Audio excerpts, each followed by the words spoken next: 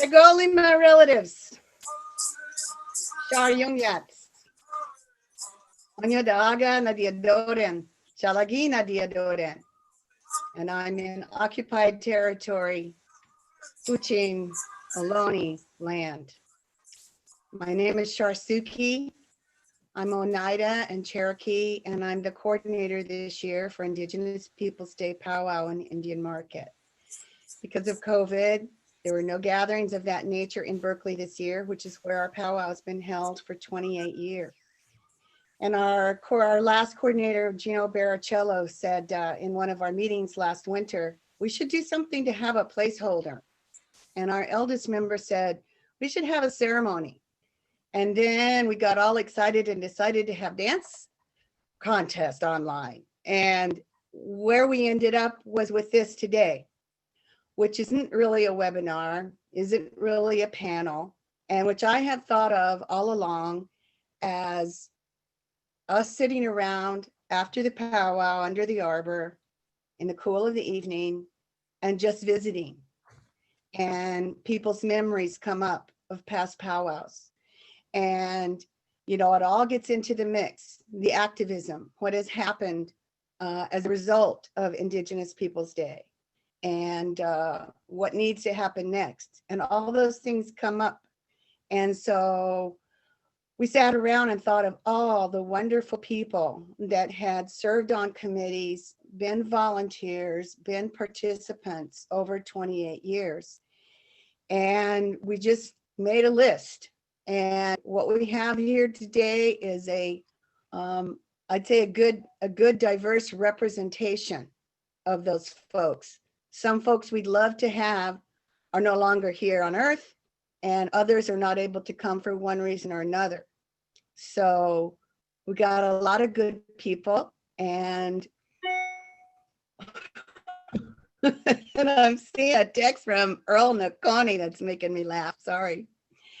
And let me look at my schedule to see what we're going to do next.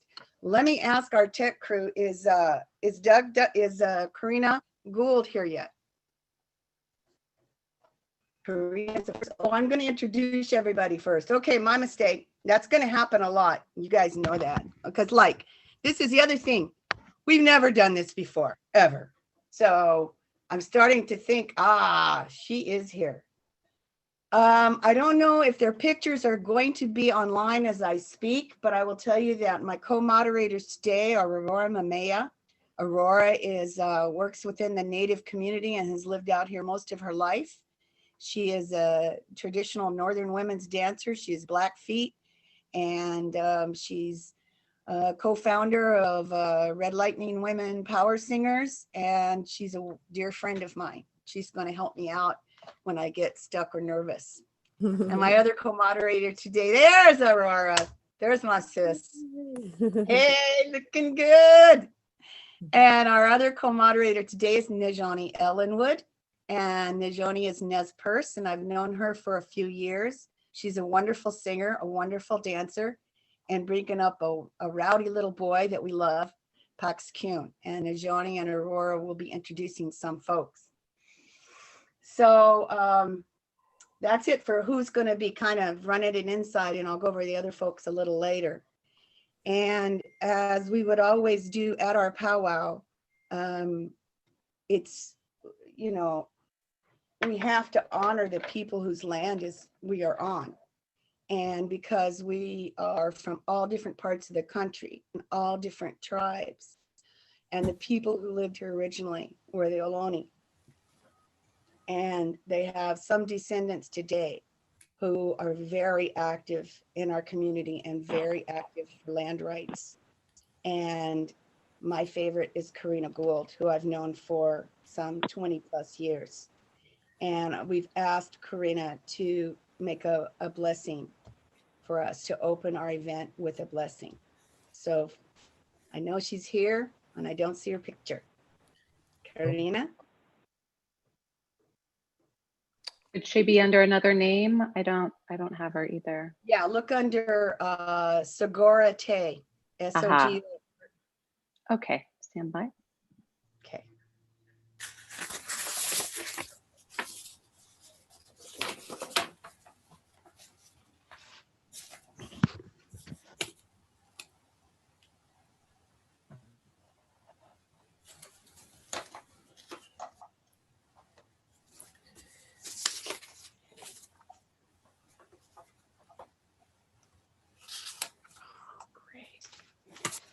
folks are sending in some things here and there that are really helpful, because we do want to remember people that haven't been, can't be here today. So, oops, I just closed everything down.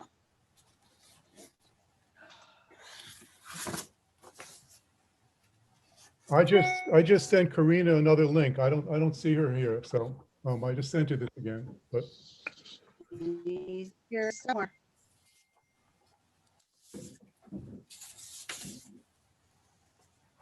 I found her. Here we go. Okay, All I see. right.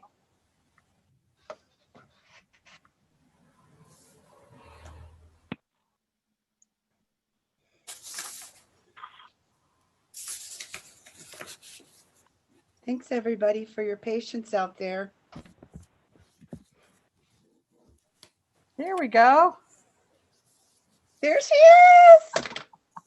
Sego. All right. Now I could see everybody's face. I could only see Shars and Ajoni and Aurora earlier. So now I could see everyone. Horshe Tuhi Ka'atla Shanka Ka'at Karina. Good day, relatives. It's so great to be here. Happy Indigenous Peoples Day.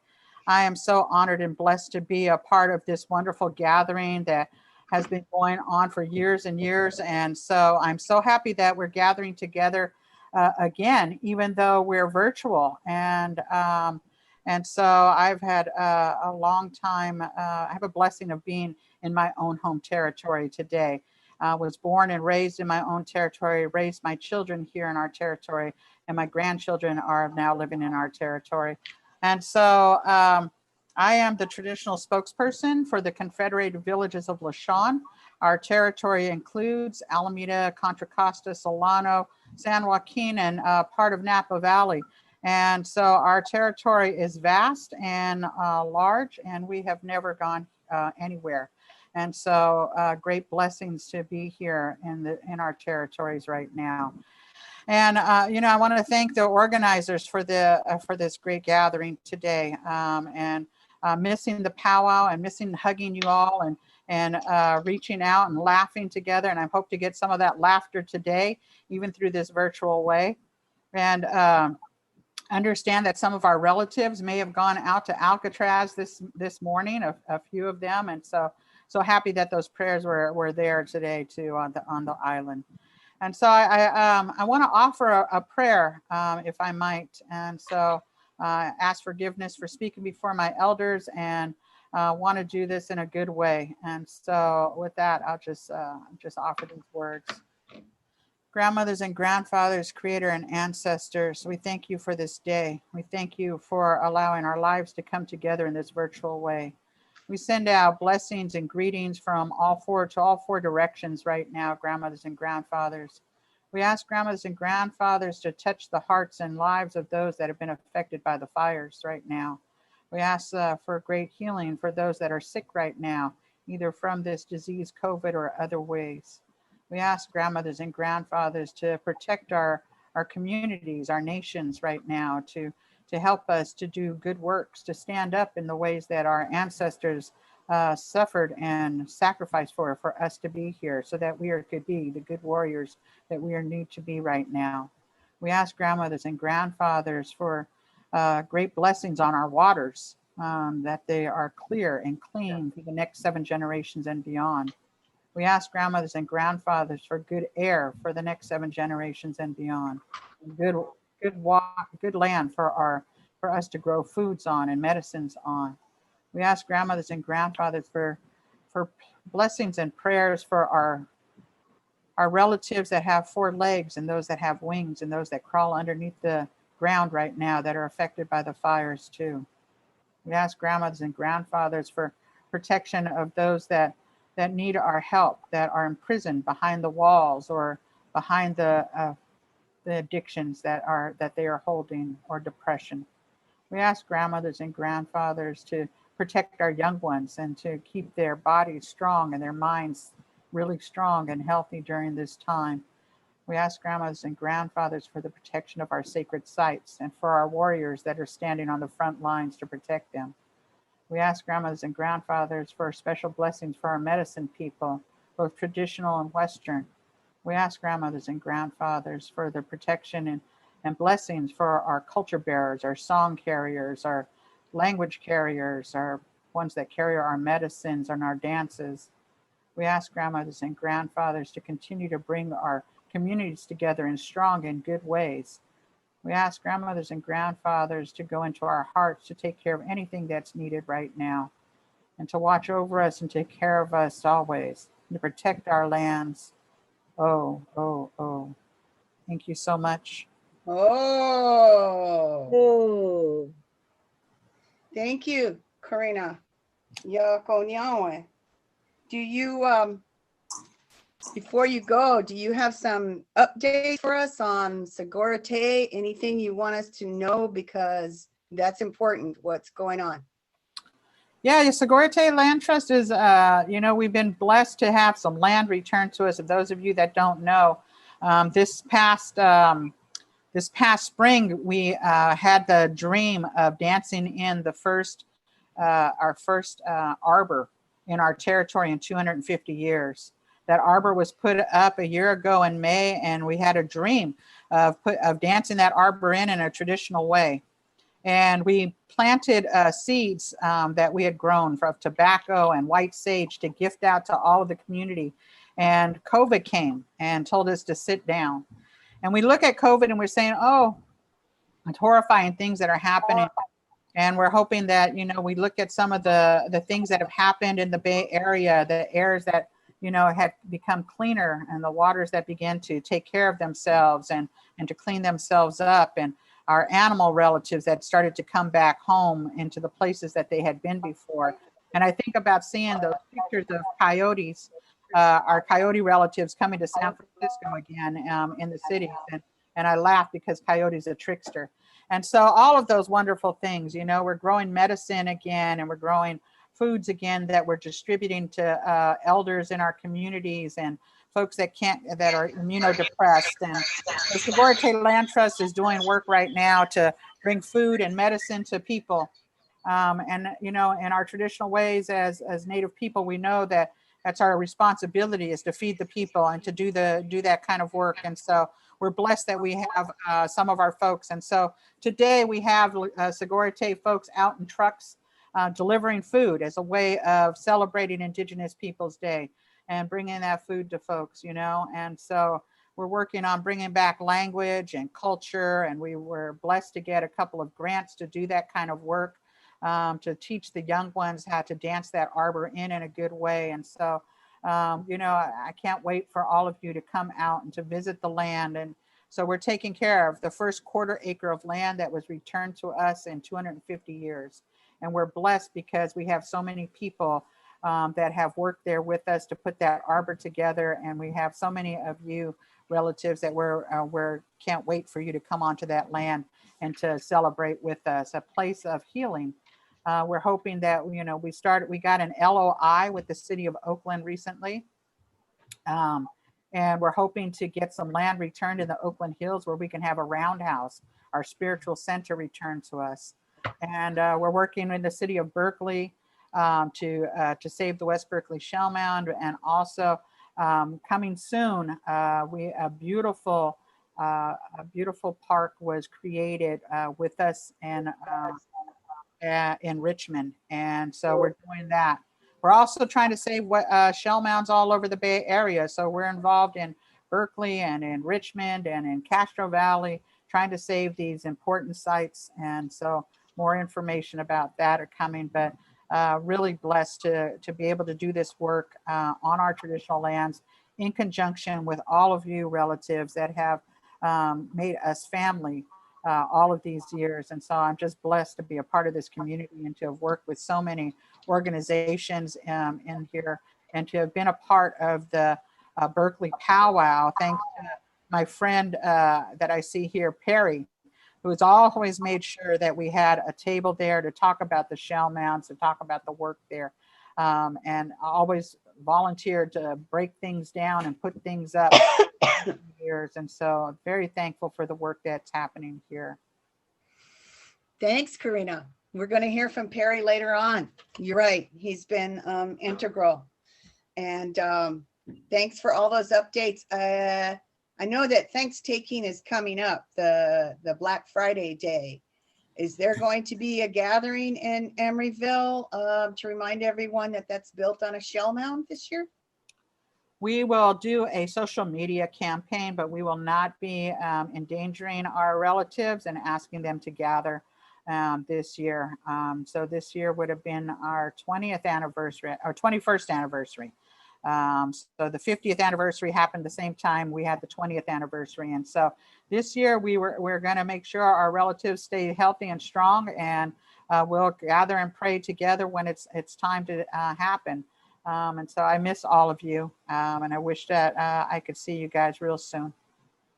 Same here. Thank you so much, Karina, for being on. It was a blessing to have you here, and I just love you. Love you too. Thank you. We had hoped that Doug Duncan of the Powwow people would be here to also do a blessing song for us. I know that he's had some technical difficulties today, and I don't see him at this moment. So I'm going to move on to the next thing on our agenda. And I'm just going to let you know who folks are that are on this committee, because we're a tiny committee and we're primarily a boomer age committee. And so doing this technical thing has been a challenge, but we have some wonderful people that are helping us out. Gino Baricello, I like to call my younger brother, and he's Muskogee Creek, and his mom, Millie Ketchishano, is a co-founder of this event, and he and his sister Leslie are going to be talking about that a little later. And he was the coordinator of our powwow for the last 10 years and did a bang up job. And then he abandoned me. He needed some time, and I said I would do it this year. So Gino is with us today. Let's see. I don't want to leave anybody out. Lakota Holder is a sweet person I've known for a long time. She's a dancer and a mom. And as her name says, she's Lakota. She's also some more tribes. And she's joined our committee a couple of years ago, and it's been a real bonus to have someone younger and someone really powwow savvy on the committee. Hallie, gosh, I knew this was going to happen. Fraser, Hallie Fraser has been on the committee for many years. She is the vendor coordinator. She is the vendor queen, and her people come from down in Central America. She'll be introducing some folks later, and she can clarify for me where her ancestors are from. Maybe Quechua, I don't know. I don't want to misdo anybody's background, and I'm likely to do that. Nanette Dietz is with us today, and she's been on the committee a while, and she's Miss Hospitality. And she's also a well-known poet and a writer for Indian Country Today. She's Salagi, and we're glad to have her on our committee. I didn't write down everybody's name, thinking I know all these people. And I do. Who have I left off? Moni Law joined a couple of years ago. And Moni, are you there? Yes, I'm here. Can you? Yes, good. Moni is very active in the city of Berkeley and in a lot of really wonderful things, and she brings a real grace and articulation to our committee. Moni, do you want to introduce yourself since you're kind of new? Sure. It's my honor and privilege to be a part of this committee, and I really thank you for inviting me in. I just wanted to share from my sister who's passed on the other side. This is made by Johanna Senator. She's Yakima. She also made this one for my mother. So for my relations, my relatives that have gone on, this is my mom's that Johanna made for my mother, and Johanna made this for me. So I really appreciate being here today. It's a blessing, and thank you all and the creator for this time together. And in just a little while, after a couple more things, will you introduce the mayor of Berkeley for us? Be happy to do so. I think he's in the room, yes. Okay. Who did I leave? Here. Oh, John Curl. John Curl has been on the committee longer than anyone. He is our most outstanding, adorable, smart, hardworking staunchest non-native ally in the whole of America. That's just, I'm not gonna, it just has to be said. And he courageously took on the task of helping us figure out how to make this happen virtually, along with his wonderful daughter, Rachel, who's a producer in Southern California. And if it weren't for them, we would all just be sitting around watching TV or football or doing something stupid. So I just got to give lots and lots of kudos to John and Rachel. Okay, I got John, Gino, me, Moni, Nanette, Hallie, Lakota. I'm good, right? That's our main, that's our main bunch right now. So it's come to my attention, thanks to Patricia Bullitt of Berkeley, something about Lanny Pinola. Lanny Pinola, it's Pomo, if I'm remembering correctly, and a wonderful advocate for his people, and a singer, and a traditionalist, and a leader. And I'm sorry we don't have a picture up here of him. And for the first, at least probably 20 years, he was the person who would open our powwow, and he would bring Pomo dancers from his family and from his community down. He sat down and did an oral history with an author in Berkeley, a wonderful lady named Patricia Bullitt, and she wanted me to let everyone know that his oral history is represented and is online in San Francisco at the Museum of Performance and Design. So if there's anyone who ever wants to hear Lanny's songs, hear him speak, you can email me if you've forgotten, because we really miss him a lot. It's a loss. He's one of those elders that, you know, it was a loss. So I wanted to honor his memory, and we'll honor other people's memories as they come up, you know. And Doug still isn't here, so next we're going to show a video. And this is Gino Baricello and his sister, Leslie Deer. And these are Millie Ketchishano's kids, who she took out to Alcatraz and who were raised all around this place, and also who are from Oklahoma as well. They're bi-state people. So Gino, my friend, my bro, you're on.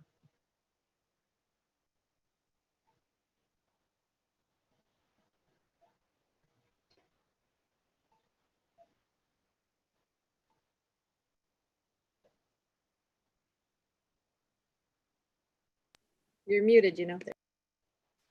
There should be a video with Leslie Deer. There you go. Yes. Oh, wow. That's Millie in the middle.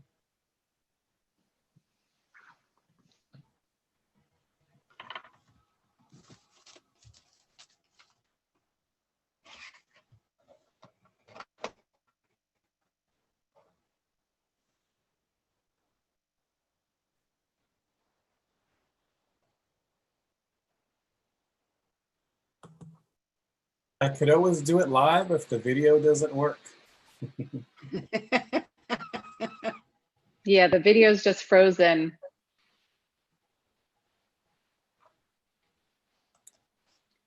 Okay. There we go. Hello, all you Indigenous peoples and non-Indigenous Peoples Day celebrants out there. My name is Gino Baricello.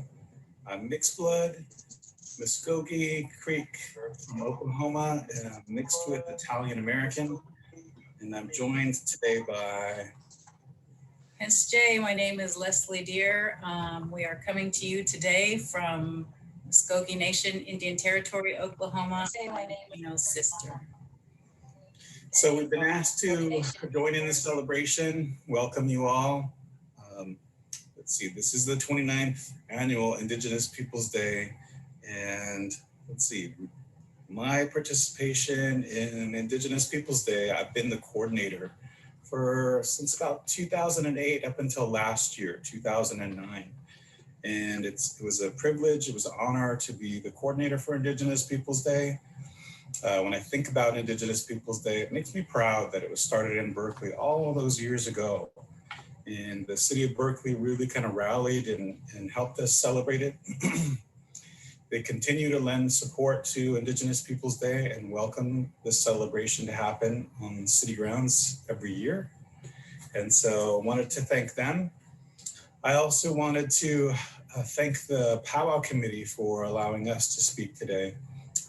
Prior to my participation as coordinator in the Indigenous Peoples Day, our mother, Millie Ketchishana, was one of the coordinators in the early 90s up until she passed in 2000. So we remember her every year when we kind of plan the Indigenous Peoples Day celebration. And so we have a picture of her in the background behind us. So happy in remembering her today. So, and some of the fond moments that I think of when I think of Indigenous Peoples Day, really I think about the day we've been blessed with wonderful weather all these years. I don't think it's rained not once on Indigenous Peoples Day. So Creator always looks out for us and helps us to plan such a wonderful event for the community. And then also right alongside Indigenous Peoples Day, we have the Berkeley Farmers Market. That's always been a nice feature to our event. A lot of people that go to the Farmers Market just come over and celebrate with us during the afternoon there when we're having Indigenous Peoples Day in Civic Center Park. And then one of my favorite moments, I think, from all these years of Indigenous Peoples Day is probably when we get in the agenda, we do a potato dance. And so that's a lot of fun. It's a lot of laughter to see couples get out there with a potato wedged between their foreheads and try to keep beat with the drum and have a really good time. So that's one of my favorite moments. So anything you'd like to say, Leslie? I just want to say, keep fighting for Indigenous rights, whether you're on the front line at a peaceful protest or whether you're at home practicing language or reviving our traditional ways. Keep fighting. And so before we conclude, I think one of the things that I wanted to say is before I started coordinating Indigenous Peoples Day, I didn't have any of this gray beard. I didn't have any gray hair, but now I'm older. And so I'm looking for younger members in the community to kind of step up and kind of help out, take up part of the work to help Indigenous Peoples Day going and keep it going across the United States. We were the first in Berkeley to have Indigenous Peoples Day. And since that time, we've seen so many cities and so many municipalities kind of join in and have their own celebrations for Indigenous Peoples Day. But it's time for you younger community members to come into the fold, step up, participate, make sure that it continues to gather steam. So, and thank you again to the committee for graciously allowing us to come in and speak with you all. We hope that wherever you're tuning in from, that you're enjoying Indigenous Peoples Day, and stay red. Woohoo! Right on. Awesome. That was great, you guys. I also want to mention that Leslie Deer has been our head lady dancer at least a couple of times. And not only that, she was a dancer with American Indian Dance Theater for several years. And so she's a champion. And when she stepped away from dancing so much, she became a fabric artist and makes most wonderful bags and shawls and exhibits every year at Santa Fe Indian Market, and recently had some of her work in a show that I believe was in Santa Fe. And she's a wonderful artist and she's generous. She has over the years gifted everyone on the committee with something at some point, and I'm very proud to have anything that she has made. So you're looking at, and Gino works within education. And so these are quality folks we've got on here. And right now, I believe that we are going to have Moni Law from our committee introduce Mayor Jesse Arreguin from the city of Berkeley to say a few words, because we could not do this without the support of the council members and all kinds of individuals who we didn't get in contact, who we don't have on today. Lonnie Hancock, Nancy Skinner, and you'll probably hear about some of those folks later. And Kate Harrison's been very helpful. So Moni, are you ready to introduce the mayor? Yes, thank you, Shar. It is my honor to introduce our mayor. Jesse Arreguín is our current mayor, former city council member, and also former rent board commissioner. Kate Harrison gives her regards. She's out of town and unable to make it today. And so my relatives, I should have mentioned, Choctaw from Mississippi. But I do want to present to you our mayor, Jesse Arreguín, for a few remarks about the city of Berkeley and their connection with this wonderful event that we're having today. Mayor Jesse.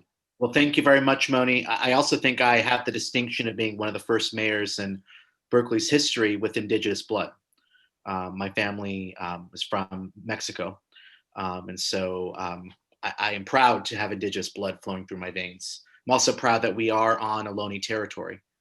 Not only was, but still is Ohlone territory. I'm proud that over the past couple years, we've done a great deal to recognize the important role that the Ohlone people have played and continue to play in our community. Many of you may have seen coming into Berkeley, we recently changed our signs in the entryway to our city to acknowledge that we are on Ohlone territory. We are working with Karina Gould and the Ohlone people to protect sacred sites and to also, hopefully, at some point in the future, redevelop the West Berkeley Showman as an important cultural site for the Ohlone people. But I'm really proud that Berkeley was the first city in the United States to recognize Indigenous Peoples Day. And I want to take this opportunity to thank the Indigenous Peoples Day Committee for your many years of work to help organize the Indigenous Peoples Day Powwow. I'm sorry that we can't all be in Civic Center Park together, but look forward to hopefully being with you next year. And this event is really not only part of Berkeley's proud tradition, but also a very important way for us to recognize not only the rich history of the first peoples in this country, but also to educate others about the rich cultural traditions of our Indigenous community. And so normally we present a proclamation at the Berkeley City Council meetings. We have not met in person since actually the middle of March, when the COVID-19 emergency first spread in Alameda County. So normally we would invite members of the committee to come to the city council. We would present a proclamation. We would highlight the upcoming event and encourage Berkeley residents to participate. So in lieu of that, I will be reading the proclamation virtually and happy to send a copy to the committee. But I am proud to declare today, October 12th, 2020, as Indigenous Peoples Day. Whereas the year 2020 marks the 28th anniversary of the celebration of Indigenous Peoples Day in the city of Berkeley, begun in 1992 in commemoration of 528 years of survival and renewal of Native cultures in the face of political and cultural repression. And whereas the Indigenous Peoples Day Committee, a community group of local Native people and others, have once again organized the annual celebration with an Indigenous Peoples Day Powwow, now virtually through Zoom, on Monday, October 12th, 2020. And whereas the Indigenous culture flourishing in the Berkeley area since the time of the immemorial was a sustainable, peaceful culture based on cooperation among neighbors, on respect for the land and for all creatures living on it. And this Indigenous culture was disrupted and destroyed in Berkeley, as in almost all parts of this hemisphere, but yet it has still survived. And whereas the Indigenous Peoples Day Powwow has brought greater understanding to the people of Berkeley regarding Native cultures and the enormous contributions they have made and continue to make to world culture. Now, therefore, be it resolved that I, Jesse Arreguín, the mayor of the city of Berkeley, do hereby proclaim Monday, October 12th, 2020 as Indigenous Peoples Day in the city of Berkeley. And we offer gratitude to Native people on behalf of all people of Berkeley in recognition of the Indigenous care for this land and in honor of Indigenous culture and philosophy, which are needed now more than ever if this planet is to survive. So thank you once again to the committee for all your work. Thank you all for joining us today. And I'm very proud that Berkeley was the first community to recognize Indigenous Peoples Day, and that we are continuing to honor the Native people who make such incredible contributions, not just to our city, but to our planet. So thank you. Thank you for this opportunity.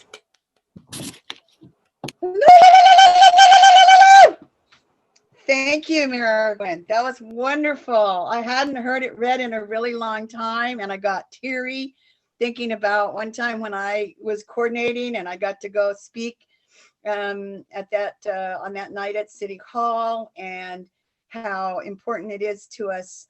Every year we include it in the program, and that's just wonderful. It's just wonderful.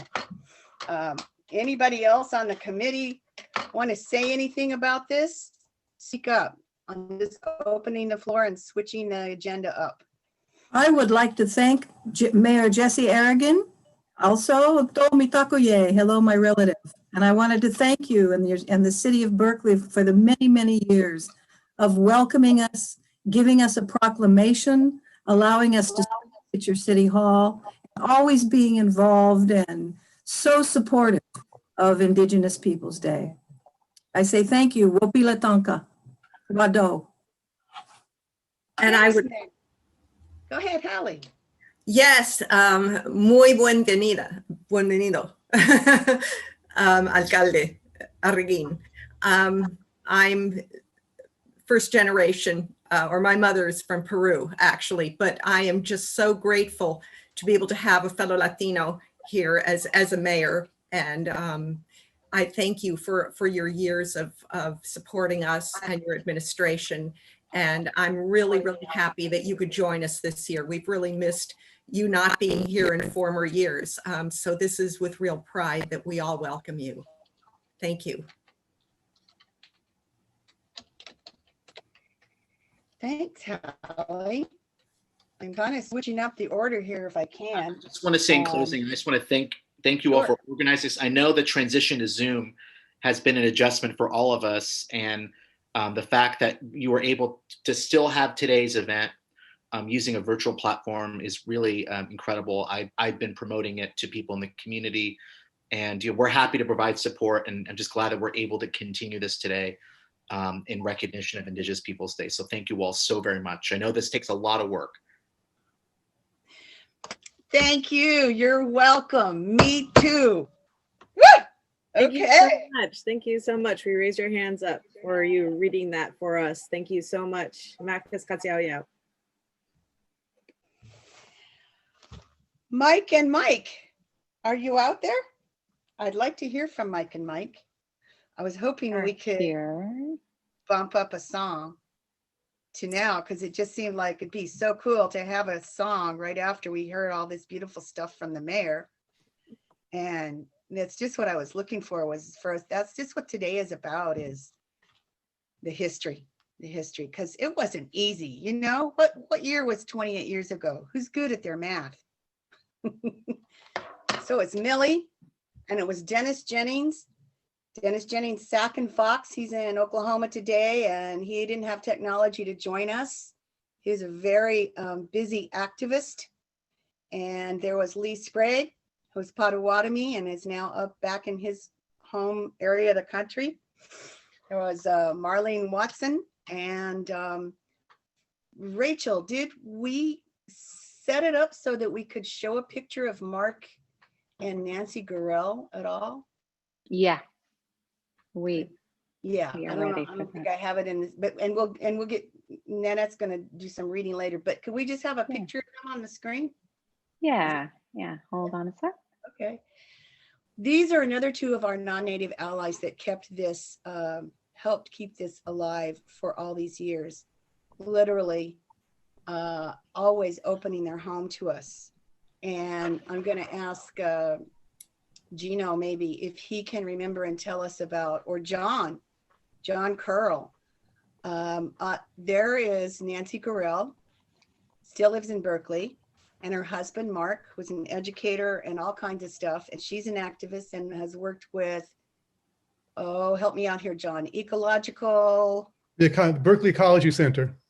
That's it, Berkeley Ecology. Both of them worked for many, many years with the Berkeley Ecology Center, who ran the farmers market right next door to us. So, you know, there are all of these connections, and they've been very, you know, active. You know, they were, as far back as anybody can remember, they've been very active in progressive Berkeley politics, and they were part of the Indigenous Peoples Committee, and since the beginning, and working on Indigenous Peoples Day and on the Powwow, and they're, you know, I could not exaggerate the contributions that they as well as other people have made.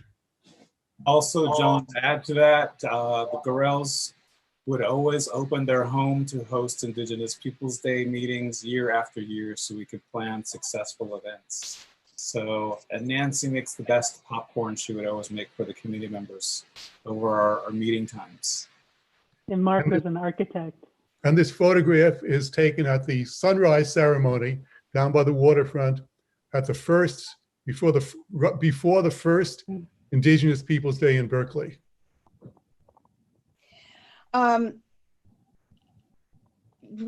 Gino or John, do you know, was those ribbon shirts, were those made for them by Millie? Yes. You know, my aunt Adeline Du Bois, she made those for Mark and Nancy. Mom had them commissioned especially for Mark and Nancy. So, and they wore them every single year. Yes, they did. And my favorite quote from Mark Gorel was, "We're not a council, we're not a committee, we're a gang." So that's the kind of humor we had going on. And Nancy made popcorn for every meeting that we had, month after month, year after year. And I'm really glad that, I can't remember who brought the picture forward, but thank you for that. Okay, I was also hoping. Phil Collins is in the background there. Phil Collins is right behind Nancy's shoulder. Ah. I was hoping we could have our grand entry song from Mike and Mike, but I don't think they're quite ready yet. So we are going to. Shar, I do think they are ready. I see them there. Yeah, Okay. they see them. It looks like they are ready. Great, thank you. Are we gonna stand for grand entry? You can. My computer. Hey. Everybody out there in YouTube Zoom land, this is Mike Ballinger is the founder of the All Nations Northern Style Traditional Drum. And they have been our host Northern Drum for many, many years.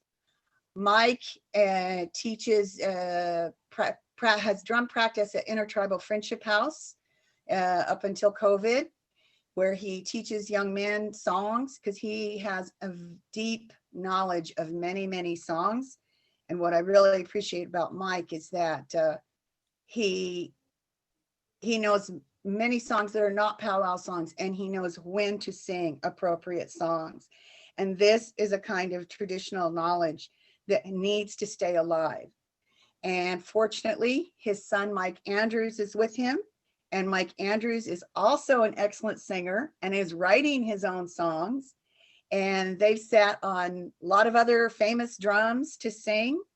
And we really value them in the community. And it just wouldn't be Indigenous Peoples Day if we didn't have a couple songs from them.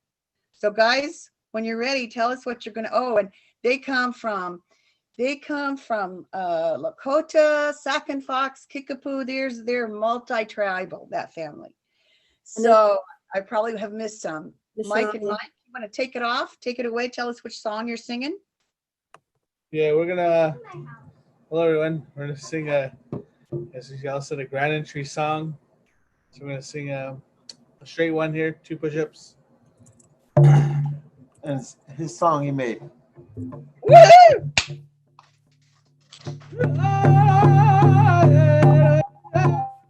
Hey,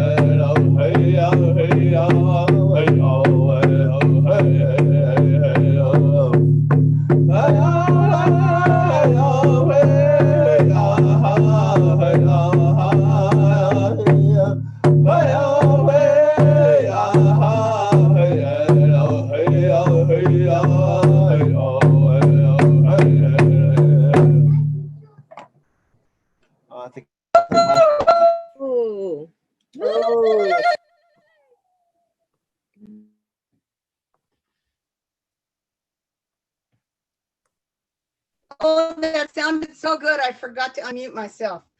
Did you guys want to sing another one at this time? You got 2 push-ups of a different song? Yeah, we'll sing an oldie.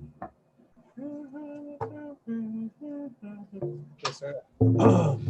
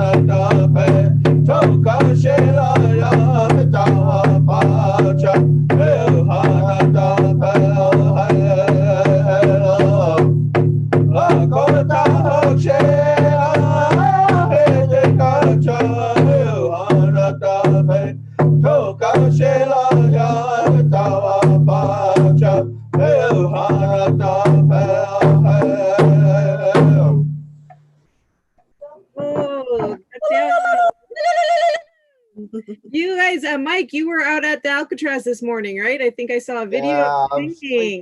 sleep talking right now. Yeah, I saw you guys Nice. singing. So it wasn't too cold like on Thanksgiving. It was pretty nice. Small crowd. It was definitely interesting. Yeah, much more intimate, I'm sure. More like Yeah. how it was back in the day. Yeah. So, but that's best we got right, like Zoom right here right now. So I gotta adapt, I guess. So Yeah. hopefully things work up. Hopefully by next Sounded- year. Yeah, it sounded really good and it was good to see you guys out there. I think April had posted some videos, so it was really good to see her videos of to see your videos of you guys going up to the rock. And since we can't all be there this year, it was a good way to have that moment because we're always there every year with everybody for the big sunrise ceremonies. And thank you for being out there this morning and for representing and for being here today too, and always being available. Thanksgiving, so that's still kind of in the works too. Mhm. They wasn't going to give them a fire permit, then they got out there. Then they said they could do a fire permit, so you just gotta go with the flow, how it is. So hopefully, something maybe 100 people or something like that, because there's only one boat. Wow. So I think it was like late 70s, early 80s. My uncle Bill Wappa, he started that on Thanksgiving. And it used to be like 50, 60 people out there, most of our natives. They actually used to do like pipe ceremonies, tobacco, stuff like out there. So and then it's grown to it's about 3,500 people. It's a lot of people, but at least we got out there. So we'll see how it goes. But I'm tired. Then we did another event over there by that playground over there. The Golden Park, yeah. So that was pretty nice too. But we took care of that. Man, I had to go somewhere else. So did their thing and came home and tried to take a nap. That wasn't happening. Well, thank you for being here today. We really appreciate it. You're going all over the place representing at all these different events, and you always have, and we really appreciate that. And doing the at IFH doing our virtual powwow practice, you're going out there and how do you like that? How do you like that? It's good. Yeah. It's fun. It's good. My son loves it. So he's dancing more because of that. So katsiao. Yeah, I just wanted to say thank you to Mike and Mike, acknowledge you too today, for all your work that you do in the community. And Mike Ballinger is an original co-founder of the Medicine Warrior Powwow Dance and Drum group out of IFH that's still going on today. Over 20 years ago, that class started up. And years ago, that's crazy. Yeah, 22 years. How many 22 years ago? Wow, years. that's a long time. 1998. Yeah. And so this guy, when he was younger, I wanted him to sing, but I didn't want to force him on there. So some of his friends and the cousins sat down. So he didn't want to go out by himself. So this takes years to do. So paid off there. Yeah. Yeah, that's it's right. good for a lot of us city natives to be around the drum, and you know, a lot of us don't get to go back to the reservations like yourself, myself, Aurora. So Yeah. Thanks, Mike. Thanks for sharing a little bit about that. It's so important. I know that you've been working with young men as well throughout the years, you know, bringing them to the drum. You run a weekly men's drum circle here in the Bay Area at Native American Health Center, teaching protocols, you know, the traditional teachings around the proper songs to be sung. You know, so I want to honor you for that and thank you. And also want to honor Mike Andrews. Thank you for your work that you do in your beautiful singing. I know you've sat on some, like as Shar said, some of the best drums. One of them I can say is Midnight Express, and maybe you know, if you want, you can toot your horn and throw out, you know, a couple more drums that you might have sat on. Yeah, I had the opportunity to sing with Northern Korea a few times. I sing with mostly the time Young Spirit, or sing with the boys, my cousins and them. So yeah, you know, city boy, get to sing different powwow. For city folks like yourself, it's good, you know. That's right. Yeah. Thank you. That's so awesome.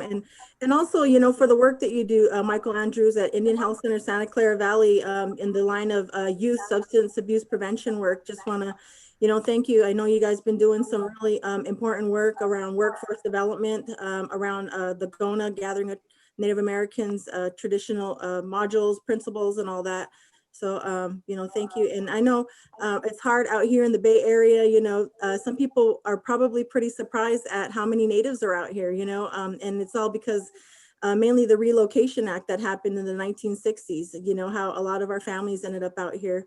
And so just, it's so important to keep carrying on those strong traditions, you know, and thank you. Thank you. Thank you. Wow. Thank you, Aurora and Najani, for bringing up all those awesome things. You guys, please don't go anywhere. We're going to need some more songs because I tell you, I felt really nervous until you sang. Whew, and then it was just like, oh, okay, I'm here now. We're at the powwow. It's going to be okay. Thank you. We're all here together, supporting each other and being here as a community. And that's what, you know, the powwow has been all about for years, you know, bringing our community together and connecting and having that space to be present and, you know, practice our, you know, traditions and our new ways too, you know, with how powwow has evolved over time. So it was really good to have them here, and let's keep going. All right. Going. Oh, according to this, we're going to have a video from Penny Plant. And I'll give you guys some background on Penny. She's Yaqui and she's mixed too. And she's been a businesswoman in Berkeley for many years. And she's an activist. And she's a founder of the International Indigenous Women's Treaty Council. I didn't do all my homework. If anybody else can think of the right words for this. But I've known her because her and my mom were friends. And how much I think of her is that when my mom passed, Penny's the person I asked to read at her funeral, or to help me write the eulogy. So she's very well respected, and she's got a great sense of humor, and she has done a lot to support this powwow over 28 years and is there pretty much every year. And when we've hit rough spots and needed some help with something, we could go to Penny and she would be like, sure. And she would do whatever she could to help us get what we needed to honor someone or to help someone out. And John, you got anything else? Do you know anything else you want to add about Penny before we watch our video?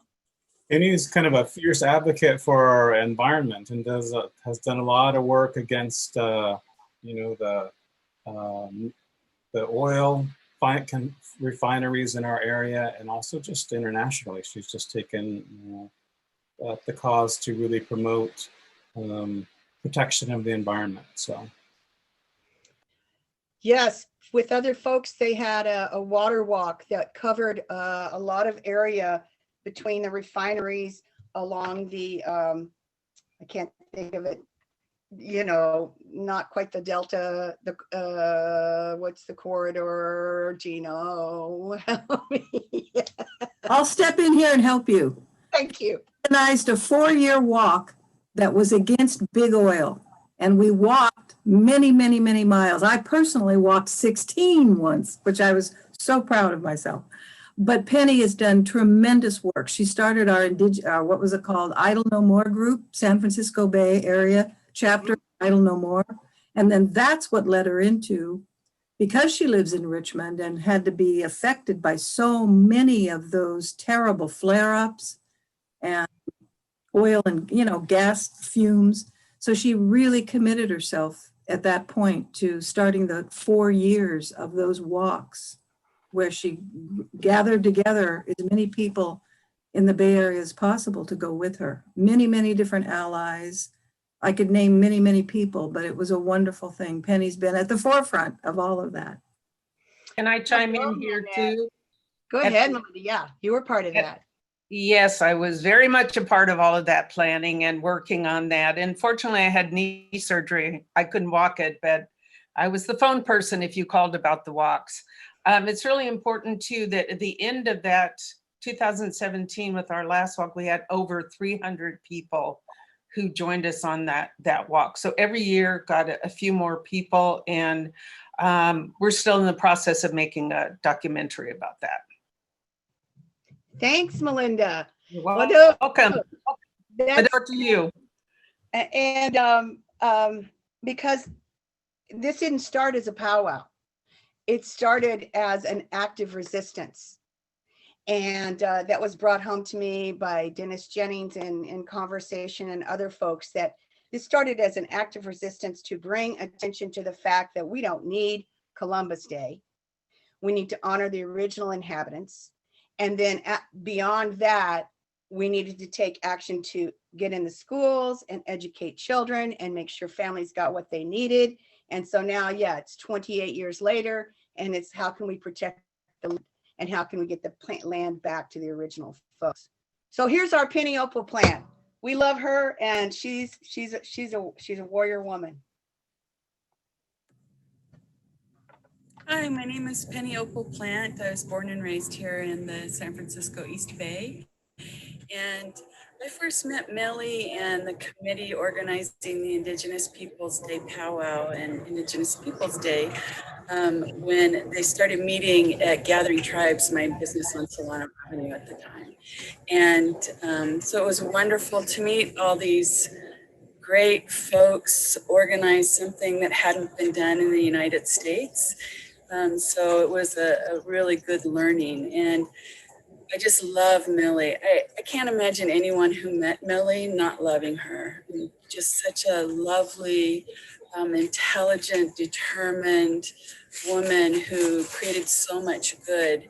You know that Berkeley Indigenous Peoples Day was the first in the United States, and maybe even the world. And so Millie and the committee did so much to lift us all up and to create the commemorative powwow every year. And because of what's going on, here we are doing a digital powwow. And so thanks to the committee members who are still plugging in there, doing all the hard work for all these years. And I hope you all have an awesome Indigenous Peoples Day. Thank you.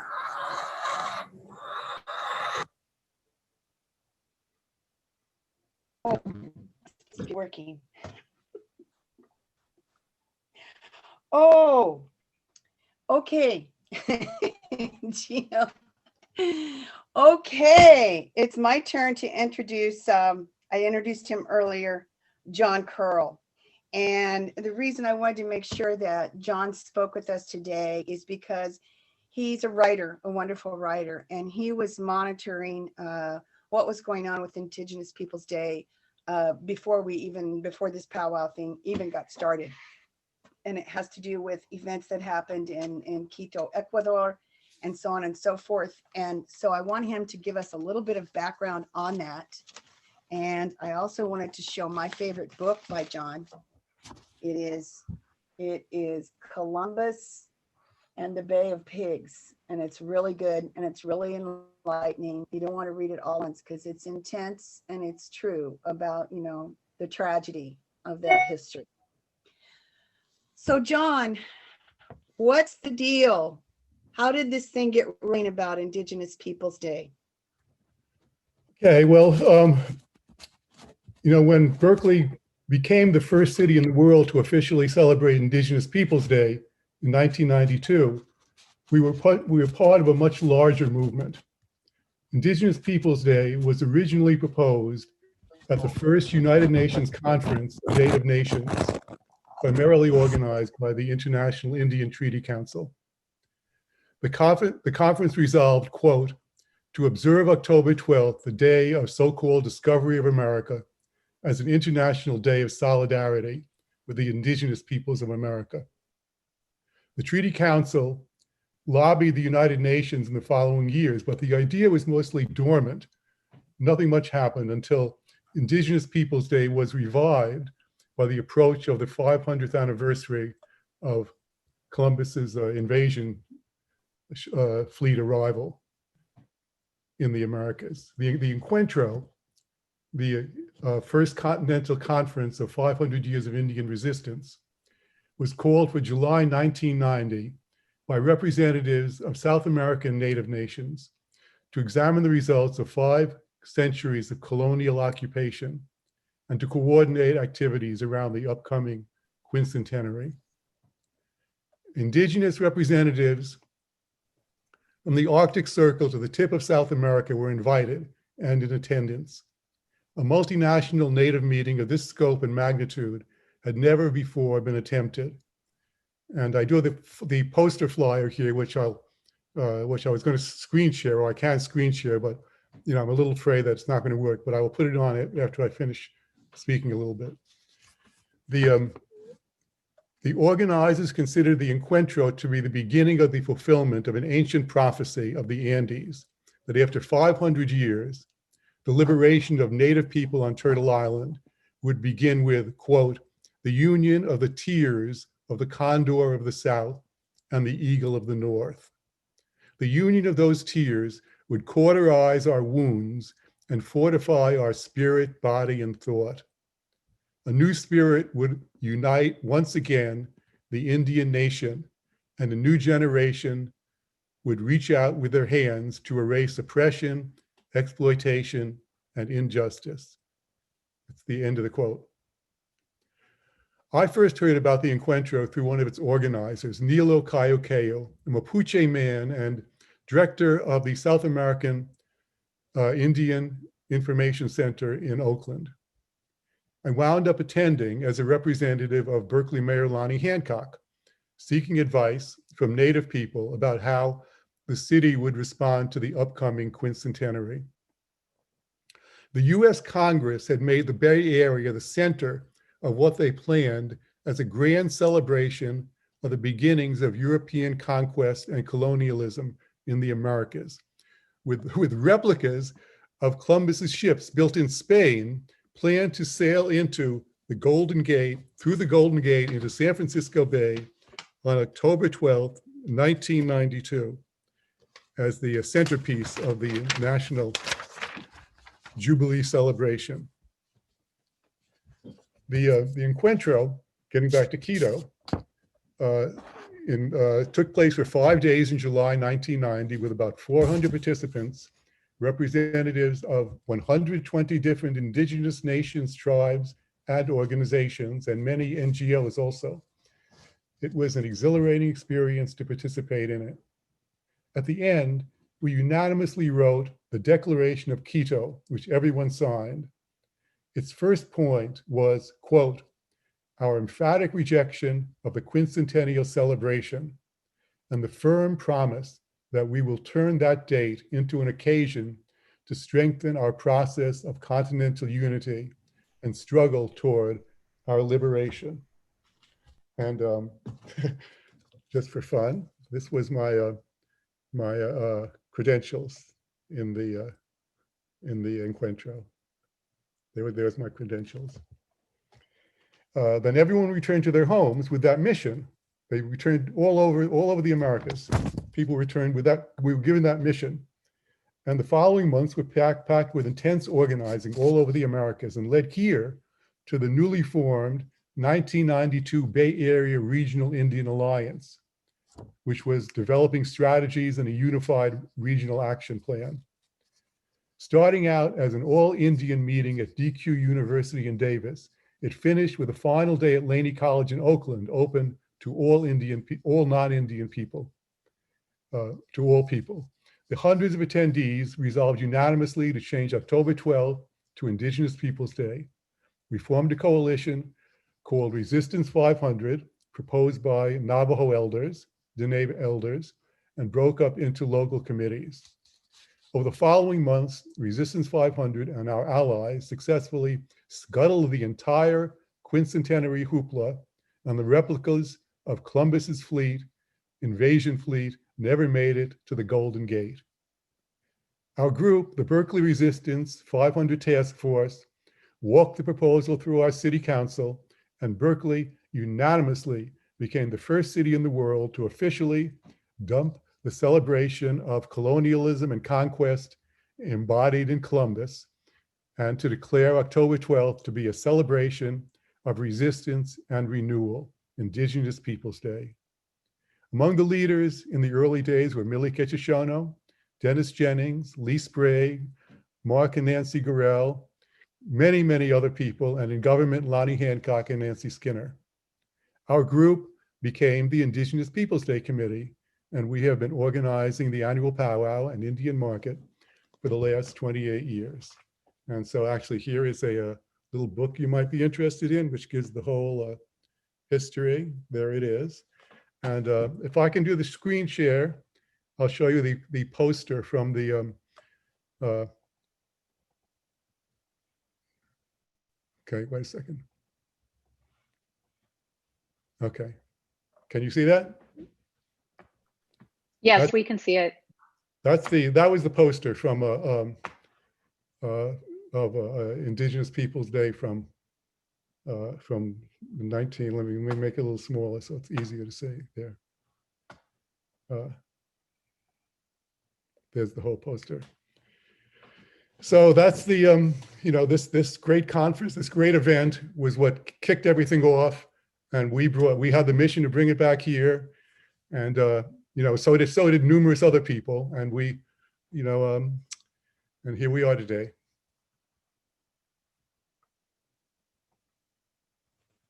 Thank you, John. Thank you. That's what I wanted to share. That's what I wanted everybody to know, is this is so big, and that's what had to happen. And it wasn't just the one little park in Berkeley. The little park in Berkeley, we keep it going, we keep it alive. And I think we should do something like this every once in a while, just so our young folks can hear this history, because it's so easy to lose these experiences. And what happened in the 20th century is just as important as what happened in the 18th century, because we're keeping it alive. Thank you, John, you rock. One more thing, Shaw, I think you skipped over Nanette reading the comments from Nancy Gurrell, or is that going to happen later? I did.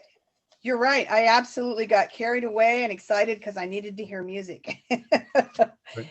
I'm very sorry. Thank you for bringing that up.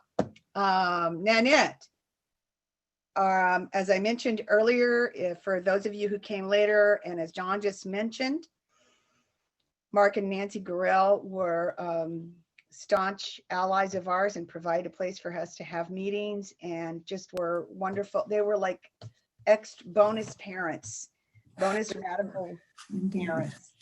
And Nancy is doing okay, and she came to the powwow every year and handled the t-shirt booth. And she was an educator. She's she's retired now, and she couldn't join us today, but we wanted to hear from her. So she shared some comments, and Nanette Dietz is going to read them for us. Are you ready, Nanette? I am indeed. Thank you, Star. Yes, Nancy Gurrell was wonderful. She was a graphic illustrator, actually. and an educator and a phenomenal artist and writer and a wonderful host. Without Nancy and Mark, I don't believe we could have done this. They were that instrumental in our committee. So this is something that Nancy wrote up. She's getting on in age, and it's some of her memories of what happened. In 1992, when there was a grand plan to celebrate the quincentennial of Columbus Day in San Francisco, a small group of people thought that this discovery was an actual invasion and should not be celebrated anymore. John Curl and Mark and Nancy Gurrell were part of Berkeley Citizens Action, a group of progressive activists. We decided to carry a big banner in the Columbus Day Parade in San Francisco's North Beach. The banner boldly proclaimed that Columbus did not discover America. John Curl joined with many other people seeking justice and truth, and our Indigenous Peoples Day Committee was formed. We started meeting at my house because I have a large dining room table and made the best popcorn and snacks. And she still does, by the way. Intertribal Friendship House in Oakland became involved from the beginning, and our group grew. SF State student Lee Sprague, Potawatomi from Northern Michigan, assumed leadership because of his excellent speaking skills and, natural leadership. As the movement grew to establish Indigenous Peoples Day, we contacted Berkeley City Hall. Lonnie Hancock was the mayor and supported our cause. She was a good friend of mine as well. A date was set on the Saturday nearest Columbus Day to be changed to Indigenous Peoples Day. At first, we held a celebration in the park, that Civic Center Park, with dancers and drumming. And then when Lonnie Hancock announced it would be an official city holiday, even mentioned on the parking meters, then we held our first Indigenous Peoples Day powwow. Now, many states and cities have joined us in celebrating Indigenous Peoples Day throughout this country, and we are very happy and very proud. Thank you, City of Berkeley and Indigenous Peoples Day Powwow Committee. From Nancy Gurrell. Thank you, Nana. Thank you, That was Nancy. wonderful. Thank you, Thank you, Nancy. Love you. Love you, Nancy. John, are you going to introduce us to Marlene Watson, who was a part of those days sometime too? Marlene, one of the a very, very important person in the in the early days, in the very earliest days. She was working very closely with Lee Sprague. She in designing the Marlene with her architectural skills, designed along with Lee the Turtle Island Monument, which you can see. There are turtles that the city the fountain at Civic Center Park. The plan was to Lee and Marlene came up with this incredible idea to turn this broken fountain into a Turtle Island monument. And the city got started on it. We actually got started on it, and you can see in City Hall. If you go to City Hall, you can see the turtles, which someday, maybe brought out of City Hall and placed around that rejuvenated fountain and a remodeled fountain, and to be Turtle Island Monument. But those I'll give it over to Marlene, and just an incredibly important person in our group getting this thing off the ground. Hi, good afternoon. I'm Marlene Watson, Navajo. I'm from Wide Ruins, Arizona from my mom's side, and from Tosakai, New Mexico, my dad's side. And I live here in Alaska right now. Born and raised in Oakland, California. I moved, I guess, right after college. I got my master's in architecture, my master's in civil engineering from UC Berkeley. Go Bears! And I got my master's in divinity. And so I guess in the early years, I hung out lots with Navajo families up in Redwood Park. And then as I joined the youth center, the drop-in center.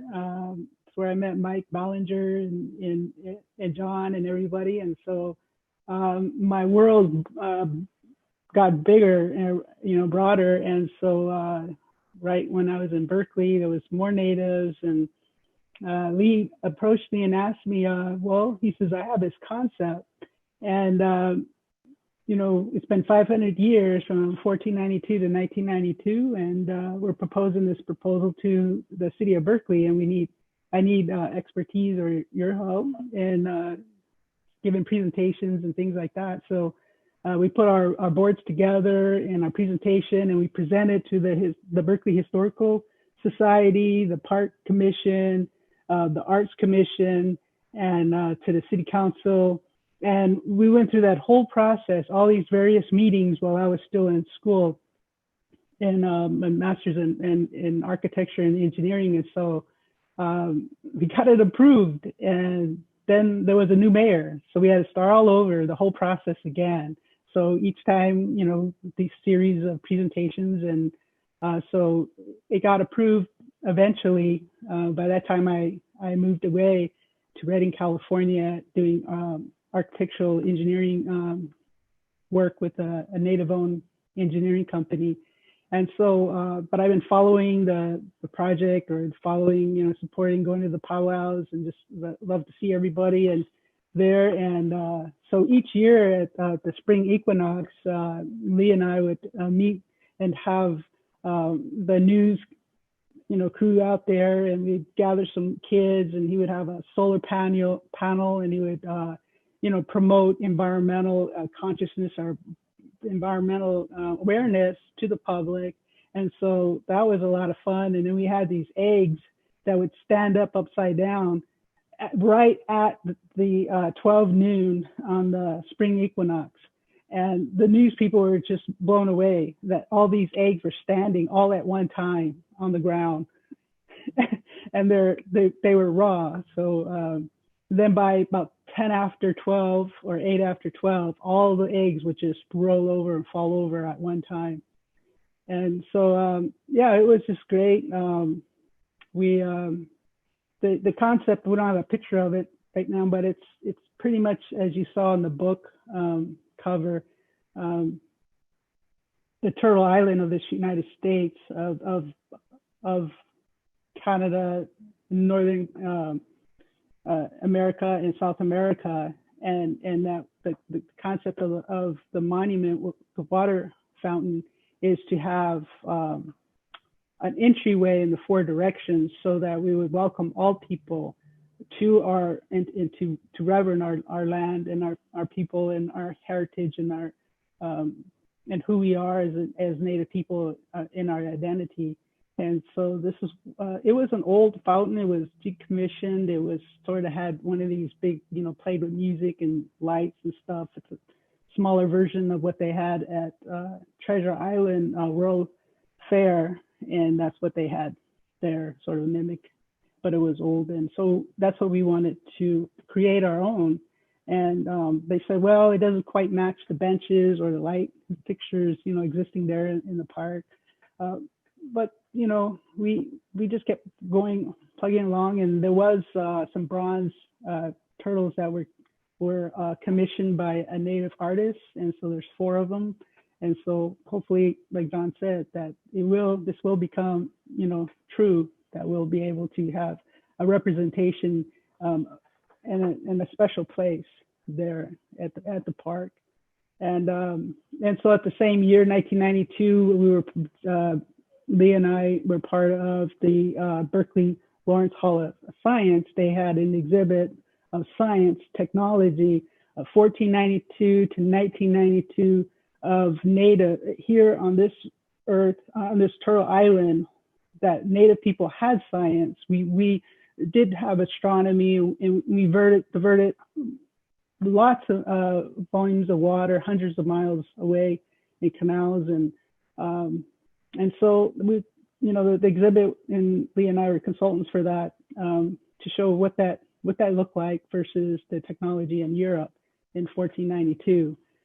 So it was all computerized and interactive, and it was a lot of fun working on that. And I would just like to say that the Native Voices book that was written by several women of Intertribal Friendship House and Susan Lobos, they wrote a book, and it talks about the transition of the relocation of natives. And so in that book, if you see 3 women, my mom, her sister, Ruth and Lucy, they're in that book. And they were at Miss Hastings' house. So that exhibit also went out through the country to show who we are as people, that we're resilient, we're here, and we got a rich history. And so in that other side of the book, on the page, was my sister Bonnie and Laura and myself in that picture. So that's great that we need to continue on to spread the history. And thank you. I really appreciate great seeing everyone. God bless. Thank you, Marlene, for those memories.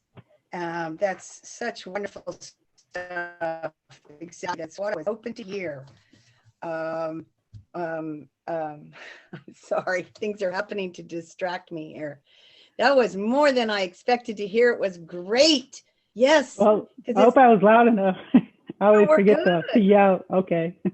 You're good. And it shows how we are a community, Intertribal Friendship House, the powwows, all these different things. Thank you for tuning in today. I really appreciate hearing all of your comments. We have a request from the audience right now, and I'd like to know if Mike and Mike are sitting there with their hand drums and can sing us a song. Mike, are you there? I know this is without warning. This is for the moment. Checking. Yeah. Yeah, I hear him. All right. We need something to wake us up, shift the energy a little bit. It's been real good, but one of my bosses is telling me we need a dance. We need a song breakup. So you can get up and dance if you want. Huh? You said we need to dance. You should probably get up then. I have work to do here. Oh, Are you? Okay. All right, anybody? We had her, Shar. I saw you. I'm in the middle of texting a bunch of folks that can't get on and stuff like that. So Got that foot there, okay? Take over, Moni. Moni, you take over, girl. So the song is made by Sam Lopez, one of our singers who lives in Rapid City now, but he made this song and told us we can sing whenever we want. So we're gonna sing one. Awesome. Thank you, Sam.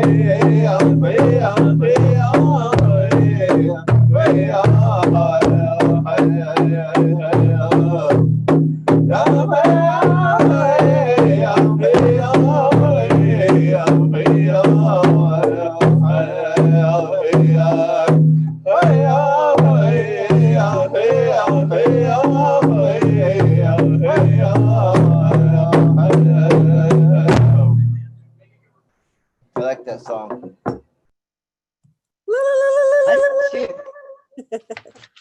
I do too. That's a good one. Perry Matlock, where are you, my friend? Perry Matlock, come to the MC stand. Are you there? I can't see your picture. You can't see me. Beautiful, Ross. We can't see you because That's you're on the phone. No, how do I make myself visible? There you are. We can see you. There you are. Okay. My friends, this is Perry Matlock. He's always there. I don't remember who was speaking, but when you're at the end of the powwow and you're desperate, or the beginning of the powwow and you're desperate, this man can help put up a canopy like that. And he knows where there's water, and he knows what important political earth-centered actions are going on that day. And he shows up at potlucks with fantastic aim pins. American Indian movement. You just never know what choice thing this Perry Matlock's gonna have. Perry, can I add some things? Oh, good, please. So I know Mr. Perry Matlock because he always puts it on his calendar to be part of Indigenous Peoples Day. And for years and years, he's always made it there practically at sunrise. And he's been there to help lend a hand, putting up, taking out chairs, putting out easy canopy shades, helping wherever he can. And so that we've really come to appreciate him. It's just not even a celebration if he's not there. And he's a fierce advocate of union workers. Without further ado, it's Mr. Perry Matlock. I also would like to add something is that over the years, even though he's been on the committee and has been really helpful to us, he's insisted on paying to be a vendor. And we've actually convinced him a couple of times that no, we need to do a trade with you. We're not going to, accept the money, but he's pretty fierce about it. And he's just been really dedicated to the Ohlone people and very respectful, and has made us aware of things as they're happening for anybody who didn't know, and has been there with flyers. And we feel, that he really adds to the respect of us being on Native Ohlone land, Native California land. So I give him a tribute for that as well. Well, thank you. Let's see. Am I there? We can hear you, Perry. Okay, well, it's always been an honor and a privilege to participate in Native solidarity. I tell people I was born in the Ohlone Nation. I was born in SF General Hospital, south of the village of Chutchui. I grew up in 6th Avenue in the Richmond district, south of Petlanook. I worked at the Moscone Convention Center in the area of Sitlintock. I volunteered at the San Francisco Zoo, the northern fringe of Omporomo, and I live here in the Ohlone Nation. Now, when I started volunteering, this was all Muwekma, and Muwekma was inclusive of all the Ohlone groups, pretty much north of Santa Cruz, but things have changed. The Ramaytush Ohlone now have asserted their sovereignty on the San Francisco Peninsula, which is great. There's more Ohlone people coming forward. Karina Gould and many families in the East Bay have asserted their sovereignty and have the confederated villages of Lisjan. The Muwekma are still here. A lot of these people are blood related, and they have great language programs going on. Vincent Medina is revitalizing the Chocheño language of the area of Lisjan right now. And there are more and more people are speaking Ohlone languages and getting interested. People are learning the place names of where they live. And instead of calling it San Leandro, calling it Halkeen or Yirgin. I like to refer to San Francisco as Yalamu, which actually means people of the West from the perspective of the people in Uchiun. The people here probably call themselves Ramaytush or Ramai. But we're learning more and more. And I'm just really excited because before Indigenous Peoples Day and all the work people had done back in the late 1980s, early 1990s, I volunteered to the International Indian Treaty Council when Tony Gonzalez was with them. And there are a lot of non-native people grew up without having this. It was Columbus Day, and how horrifying to honor something like that. And now there's a whole generation, a young generation of people who grew up with Indigenous Peoples Day, and it's really exciting. They're very empowered, and they're very proud of their heritage. They're learning their language, they're learning their original religion and their cultural dances. This is just really exciting that this is happening. And I'm just really glad that I got to participate as a volunteer with a lot of Native organizations to do this. And with my union job and making good money, I started to make AIM buttons as a contribution to the community. And I'm really happy to have done that. And I'm just really excited and happy to see that there's just so much more going on now than 25 some odd years ago. A lot of people now know what a shell mound is, all the exhausting work that Janella LaRose and Karina Gould have done on the Shell Mound Peace Walks. People now are united in the Bay Area about preserving these ancient monuments and funerary places. Before, the preservation work was very isolated and people didn't work with one another because they didn't know one another. But the Shell Mound Peace Walks, which Karina Gould and Janella LaRose put together, inviting the Buddhist monks, Jun Sung, Dennis Banks came out, and this all of a sudden, just within a few years, everyone in the Bay Area, shell mound is a household word, and people were beginning to see they were not garbage dumps as archaeologists described them. No, these are ancient monuments and funerary places. But a really important point is that they're living cemeteries. A lot of the Ohlone and Miwok people of the Bay Area want to honor their ancestors at these shell mounds, and still do. A lot of them do it secretly and privately. Sometimes there's public ceremonies, as Karina has done at the West Berkeley Shell Mound. And I wanted to show this t-shirt. If you remember, some years ago, 2003, we had the Shell Mound Run from the West Berkeley Shell Mound to the Indigenous Peoples Day Powwow, but we didn't have an insurance bond, so we couldn't continue doing it. And here's another one from 2002. We had a little turtle for the Shell Mound Run. So it's just really exciting that all of this work is going on, and it's still going on. And Karina Gould now has the Sogoreate Land Trust, so that people can make contributions to eventually have a land buying fund, so that some of these sacred sites can be saved in perpetuity and not have to be subject to real estate development and additional desecration. And I just want to say it's just really an honor to work with the people, with the Indigenous Peoples Day Committee, Karina Gould, Janella LaRose, and David Shkuli, who's not Native. He's my mentor. He taught me about shell mounds in the 1980s.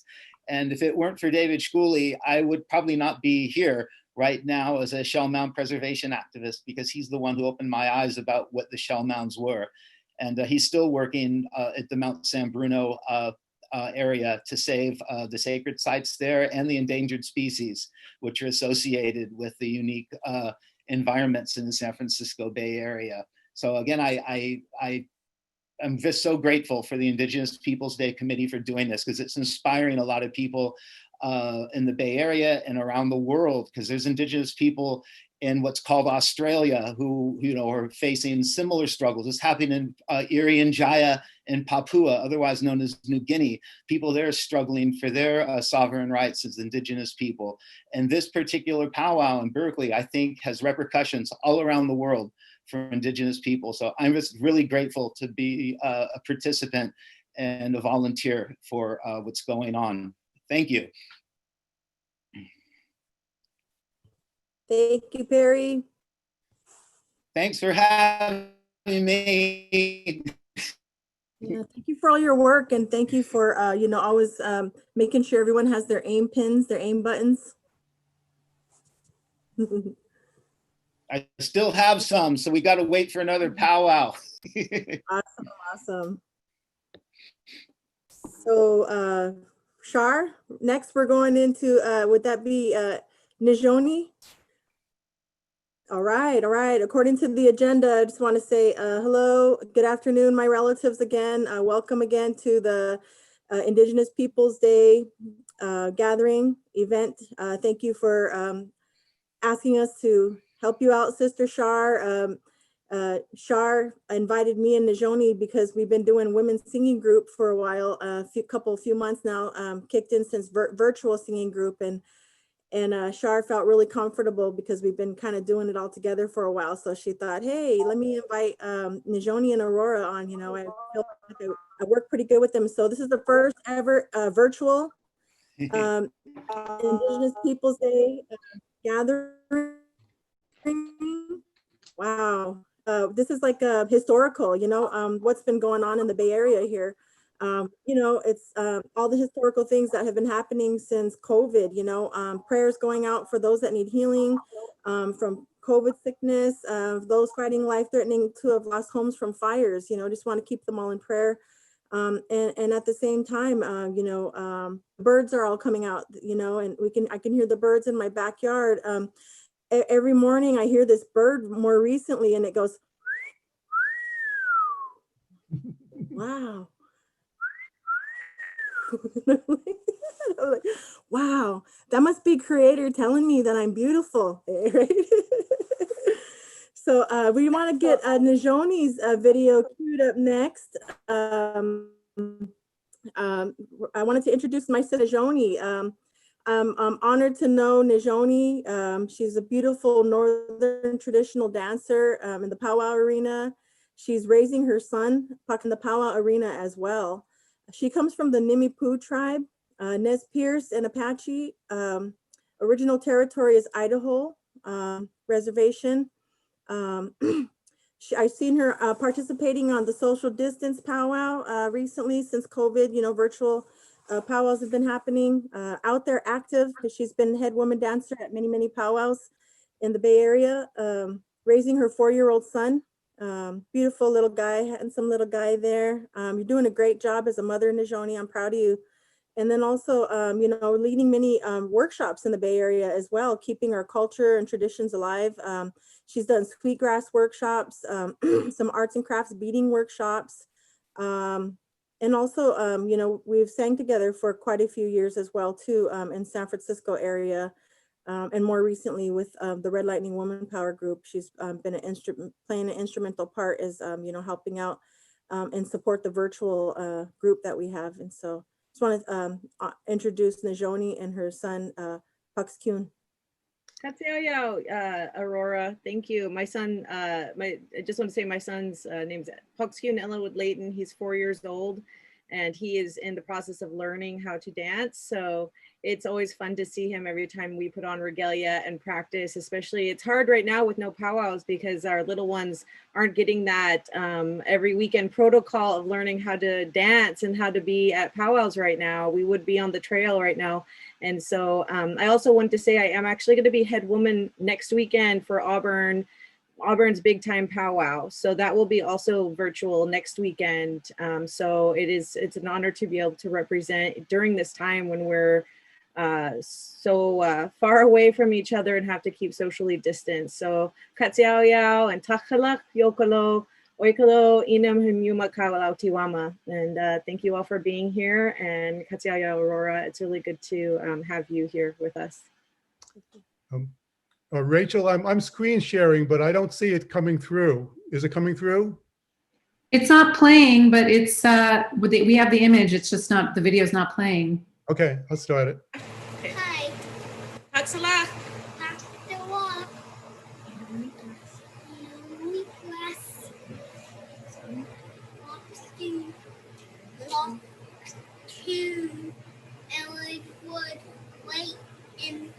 Inamaniquas, Najona Ellenwood. My name is Najona Ellenwood, and this is Puxkyun Ellenwood Layton, and we are going to dance a short song for you. I'm a Northern traditional dancer, and Puxkyun is a grass dancer, and we will be dancing to Lightning Creek. Katsiaya.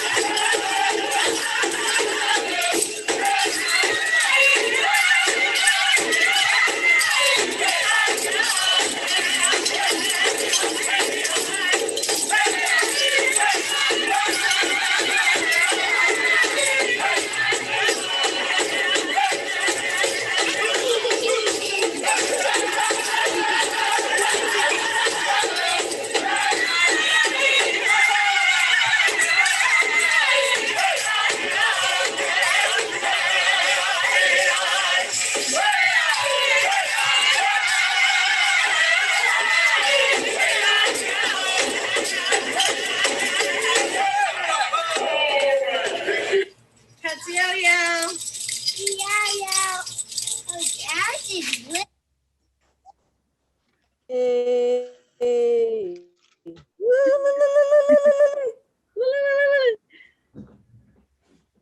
Thank you, Katsuyo. That was fun. You really enjoyed dancing that day, running around and everything. Yeah, that was beautiful, beautiful. I want to check. Hallie, have you heard from Connie Rivera? Our Aztec group was supposed to be up next, and I'm not seeing anything. I have a video from her. I have a You video. have a video from Connie?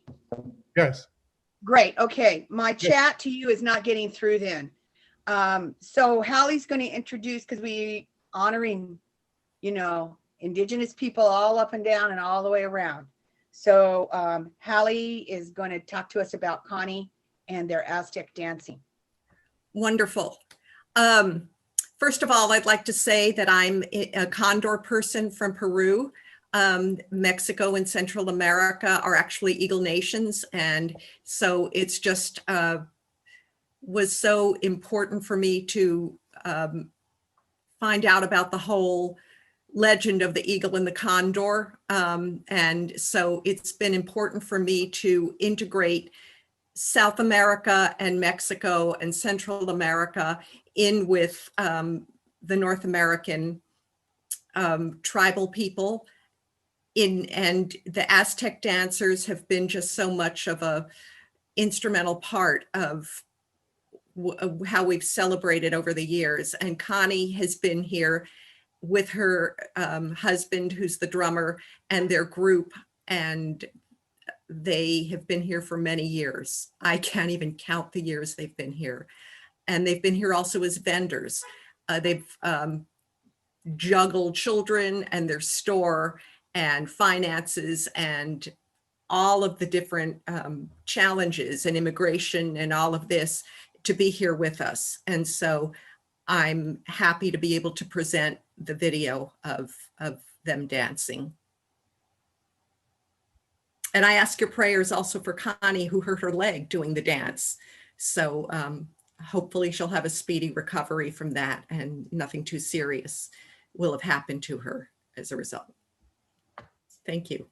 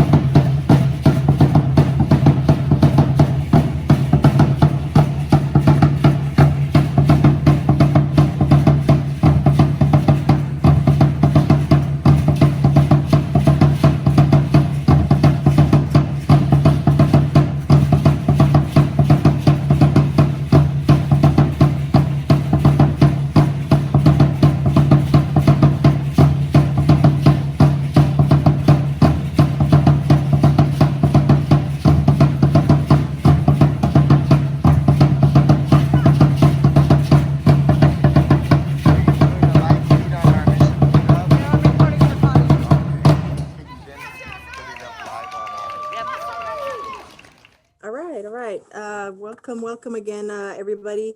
I'm Aurora Mamea. I'm from the Blackfeet tribe. I reside out here in the Bay Area. I work at Native American Health Center for a little over 20 years. And I just want to, I'm a moderator here. Thank you for asking me to help out today.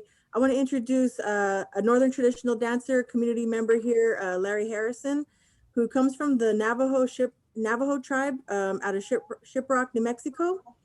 He's married to Karen Harrison, and they have a couple of lovely daughters, beautiful powwow dancers, a son, a granddaughter. Has been in the powwow arena for many, many years.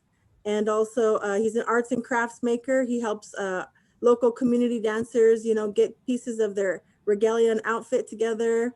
Very beautiful work I've seen him do. And then also he served as a headman dancer at many powwows, as well as headman dancer at Berkeley powwow there, Indigenous People Day. I actually had the honor to serve as head woman with him that year. It was me and Larry, and just want to honor you, Larry, for all your work that you do in the community. And I know my aunt knew you guys back in the day, as well as Millie Ketchishano. She remembers back in the early days of the Bay Area doings and events. And so thank you, Larry. Just introducing Larry here. Hey, hi, Uncle. Oh, we can't hear you, Uncle Larry. Your mic is off.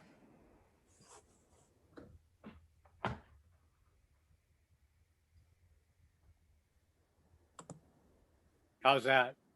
Much better. Can you hear me? Hey, Larry. Oh, cool. Right on. Technology, I'm not there yet. Can you hear me?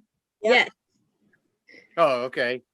Yeah, I've been in the Bay Area forever, and thanks for having me. And it's exciting to hear everybody and see everybody. It's a long time coming, and hopefully with this pandemic getting over, hopefully soon, we all be able to get back together again and enjoy one another as we should.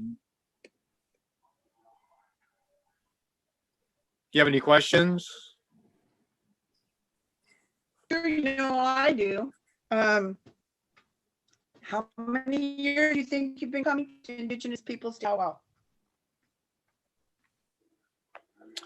Probably from the very beginning. Our family has always participated in all the powwows throughout the areas, with my parents and, as kids, taking us to all the powwows, because back in the day, there was powwows every weekend.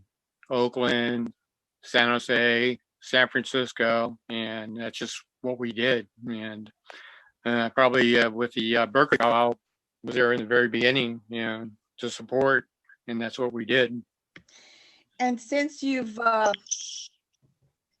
don't get to live on, on original Navajo land, how has powwow been an influence for your whole family? To the powwow circle, it's been actually a blessing, because it gives us a way to, even though it's not totally Navajo, but you're still amongst everybody for the to see extended family, if you will.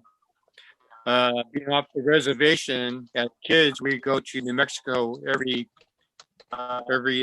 summer with all the families, and I'm in continuous contact with our cell phones today with my cousins. We contact all the time, so I'm not that far removed. Really good to see you, Uncle Larry. Right. And what do you think?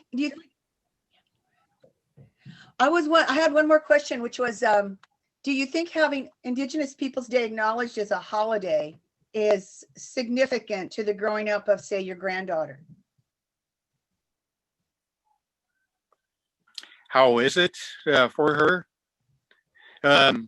Obviously, it's actually a good thing for all the young ones to participate and to know the real truth about this nation. And So the Indigenous Day is a good thing, and it's good that we have all these speakers speaking to all of us and let us know about the meanings of the Indigenous Day. Thanks, Larry. Appreciate you checking in. What's it say on your t-shirt? Kinyahani. That's Kia'ani, and that's my clan. That's the Towering House clan. And I get that on my mom's side. And then I'm also Bear clan on my dad's side, which is Shush Bear in Navajo. And Shar. Thank you. Yeah. Shar. Can you hear me? Yes. I was going to say, Yeah.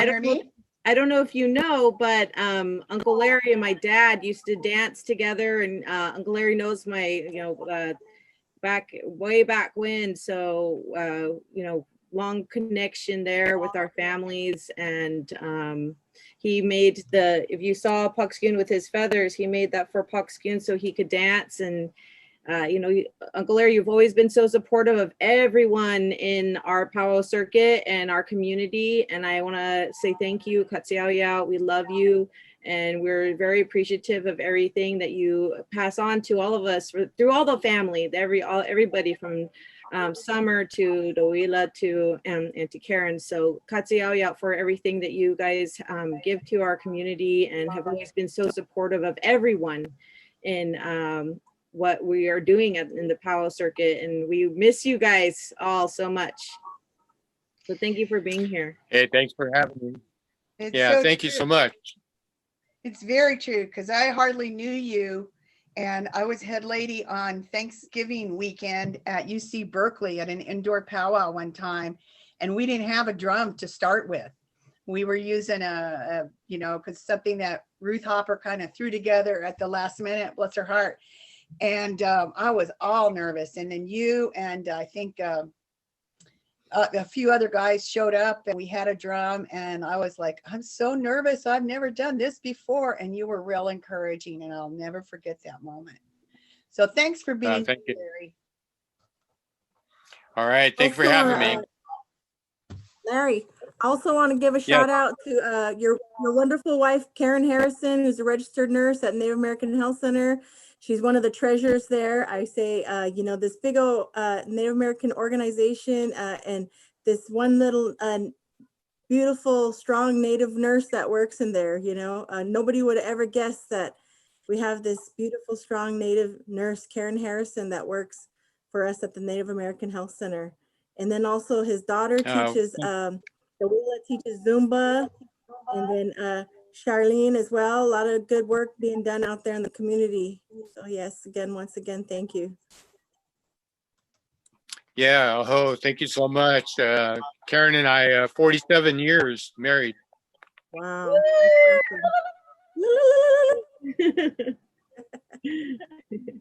Beautiful. All right, guys. Thank you. All right. Thank you. Okay, Rachel, I'm checking in with you. Do we have Cesar Agosto ready? We do not see him at all here. Do we have Michael Horse queued up? Yes. Hang on one second. I just sent you a message, Shar, saying that he's on his way coming back in. Cesar stepped away for a few minutes. We'll get to him right after Michael Horse. Michael Horse's video is very short. And then no, that's fine. That's fine. You ready for Michael Horse? Yeah, I'm going to tell you that Michael Horse is Yaqui, and he makes me laugh all the time. And his wife loves it when I go up to him at powwows and say things like, I told you not to show up here again if you didn't have that child support. And she just cracks up. And I love Michael like a brother. Oh, and he's a famous actor too, and a jewelry maker, and a ledger art artist. Oh, the talent, I just don't know what to say. So let's hear from old Michael. I love him. Michael Horse. First met Millie back in the 80s. We used to come up to the Bay Area all the time, but she was the first one to introduce me to Indigenous Peoples Days, and it was absolutely wonderful. And she was a filmmaker. We collaborated on some projects about Alcatraz, and great fondness for her and for the Bay Area Native community. Okay, Cesar, are you there? He was here a moment ago. He's here, just bringing him in. And the last I saw, we weren't able to see him. So if somebody could explain to him how he releases his picture. We can see him. Okay, I can't see him, but You hear me? do we Yes, need to, we can hear you as well. Oh, do I need to scroll somehow to another page? I just don't next see him page. on my view. Usually there are little arrows that where you scroll back and forth between pages. Maybe I just need a bigger picture. I can see him just fine. Okay. Oh, okay. Now I see him. Okay. Sorry, Cesar. Okay. So I'm welcoming Cesar Augusto from Ecuador. And I am so proud, so proud. I remember in 1992, when we had the first powwow, Sonny Reina from San Juan Bautista marched in the grand entry. And he brought a handmade condor flag, and he raised it up on the flagpole so that we would have the eagle and we would have the condor. Although Sonny is actually an eagle person, but he was there with fervor and he just made it so special.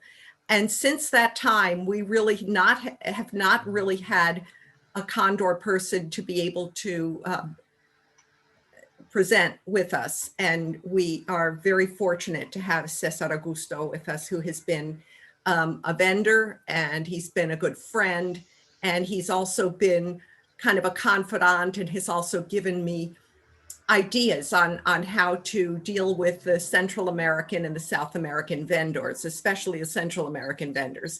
You know, the southern part of America has the indigenous populations have a very different relationship to their indigenousness. And a lot of it is just the outlay of the land, you know, the mountainous regions and everything that separate them. But there's just so many knockoffs. They're just like overwhelmed with that. But also they just, if they don't have the same sense of pride in many ways, because they, if they really, I mean, to be Indian, you don't get jobs, you don't get educated. It's just, it's bad here, it's worse there. And all these corporations and all these countries are in there just like vultures for their mineral rights and for the oil and for the water. So it isn't just individuals, but it's and rich people, but it's countries. So they have stuck with us over the years, and they've really upped the ante with what they've actually offered in crafts. And I'm so proud of them all. And Cesar is also just has graduated from a school of theology and has also studied for years and years and his own culture, his own indigenous culture from Ecuador, and speaks Quechua. And I myself am of the Quechua nation from Peru. And I have to say that when the conquistadores came in, they came in through that the region on the coast of northern Peru, where my mother is from. And the first Peruvian independence that was declared from that part of Peru. So I feel a sense of pride myself, and I'm going to try to translate from Cesar, who's more comfortable in Spanish and in Quechua. Ándale. Yupachani Mashi kay Nyukaman kay Punjabi Erangimanda. Muchas gracias a ti y a todos los que son participantes por este día especial porque es Día de los Indígenas. Estuve escribiendo un poco acerca de que celebremos el Día de los Indígenas sin rencor, Ok, aunque nos duele. Momentito, Cesar, para traducir un poquito. He gave an opening greeting in Quechua, and then he greeted everybody in Spanish and said, welcome everybody and thank you for welcoming me, and how proud he is to be here for Indigenous Peoples Day. And he also did some research on Indigenous Peoples Day. Precisamente después de pasar muchos eventos de los nativos de aquí en diferentes estados, After a lot of things happened in the different states here in the United States for tribal people. y después de vivir más de 20 años aquí y convivir con diferentes culturas, And he's been here for the last 20 years, living amongst people from many different tribal populations and different other cultures. me interesó más estudiar un poco la espiritualidad de nuestros de indígenas, tanto del sur como del norte. He became more and more interested and committed to doing study on his own indigenous cultures from South America, and so that he would be as aware of all of that as the people from this part of the world are about their tribal customs and their spirituality in particular. Me siento muy orgulloso de poder ser parte de esta comunidad que venimos siendo tanto del norte como del sur. He's very, very privileged and proud to be a part of this Indigenous Peoples Day and this culture itself, intermixing with it in a community of people that come more from the northern part of America than from the southern part. Ahora que he aprendido a convivir y compartir las artes y la espiritualidad, yo trato de enfocar eso mismo para las generaciones próximas por medio de arte, por medio de consejería. Entonces, siento muy parte de esta cultura que es donde estoy viviendo. He feels more a part of this culture now that he's living in the midst of, after being here and being in these kind of powwows and events where he's learning more, but he's learning, he's able to integrate his own learnings about and new research on his culture, that through all of this and through work as an artist and through becoming more in harmony with his spirituality and having it be part of what's offered, you know, in this country, he's finding ways to really bring information and healing to youth a lot. Ahora que tengo mi hijo en UC Berkeley, he podido mirar que él ya aprendió parte de la cultura nativa de aquí y es muy orgulloso de ser partícipe. Y eso me da mucho orgullo de sentirse más como indígena. He's so proud of his son, who's now going to UC Berkeley and is learning about Native American studies. And so it makes him even more proud to be Native American. Con todo ello, puedo decir que todas las cosas que venimos haciendo con naturalidad, aprendiendo de todas las culturas, y una cosa más importante es que pasamos a ser un mismo espíritu, porque tanto del norte, del sur y del medio, todos pasamos a ser un solo cuerpo, un solo mente y en una sola tierra que estamos viviendo.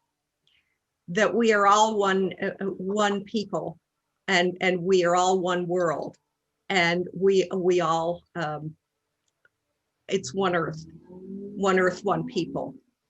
And so he, y que olvidé de que compartiste ahorita. Y después de todo eso, siento muy orgulloso de ser parte de una sola tierra, un solamente cuerpo, y donde vivimos pasamos a ser una sola familia. He's very proud to be part of the one earth, of all the people around him, and one people, and he feels a sense of pride, of native pride, of that realization, and that being able to live it now more and more. Muchas gracias por darme este espacio y muchos saludos y bendiciones para todos los hermanos, hermanas de diferentes culturas y de diferentes lenguas. Gracias por darme la oportunidad. He says, thank you so much for giving him the opportunity to share with you and be part of this event. And greetings to all his relatives from all different tribes, and blessings to all of you. Cesar, muchas gracias, Señor. Muchas gracias. It was wonderful to hear your words and to see you. And I look forward to when we can see you at the powwow again. Thank you, Hallie, for translating. Muchísimas gracias, Cesar. Thank you so much. Okay, nos vemos prontito. Yeah, gracias. Okay. Que te vaya bien. Sí, Bendiciones. Next, still talking. Okay. Oh, that was wonderful. Next, we're going to have a video of some of my favorite people.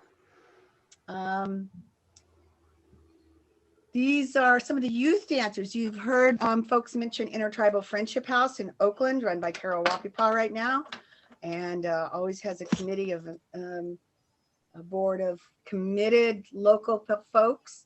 And on Thursday nights, as Mike Ballinger and Mike Andrews mentioned, they have drum practice and dance practice. And these kids have grown up learning their dance skills there, having a safe, supportive place to practice and goof off a little bit. And then being able to put it into action with further support of the community from people like Mr. Harrison and so on that help them with their outfits. And you're going to see Asa Johnson. And I can't remember. I mean, I know I know he's Ganyeha. Only Ganyeha. He is Mohawk because I'm in Mohawk class with his mom sometimes. And I can't remember what grade he's in. And if I find my notes, I'll tell you after. Anyway, Asa dances Northern traditional. And then we have Tank Young, who is a fancy dancer and learned a lot of his steps from Gilbert Blacksmith, who taught down there for a long time and was our head. You muted, Shar, you muted. Shar, Oh my goodness. Can you hear me now? Yes. Okay, I'm sorry. I didn't know I was muted. Did you hear about how we're introducing the youth dancers? Yeah, it's just the last few words. Okay. Everything except the last few words. Okay, I don't know how that happened. Anyway, Tank Young is going to be dancing men's fancy style, and his older sister Kiona Young is going to be dancing fancy shawl. And this was taped at Sathergate on the UC Berkeley campus, which is someplace I have fond memories of, having worked there for a long time, and where his mom, Asa's mom, Smoke Johnson, just received her undergrad degree. Congratulations to her, and congratulations to these kids. They're going to dance 2 songs, I do believe. So take it away, Oakland youth dancers. Hello, my name is Tank Young. I'm Cherokee, Choctaw, Apache, and Taos, and I'm dancing for the Indigenous Peoples Day Powwow. Hello, my name is Kiona Young. I am Cherokee, Choctaw, Apache, and Taos, and I'm dancing for the Indigenous Peoples Day Powwow. Hello, I'm Asa Johnson, and I am Mohawk and Paiute, and I'm here. And I'm dancing here for Indigenous Peoples Day Powwow.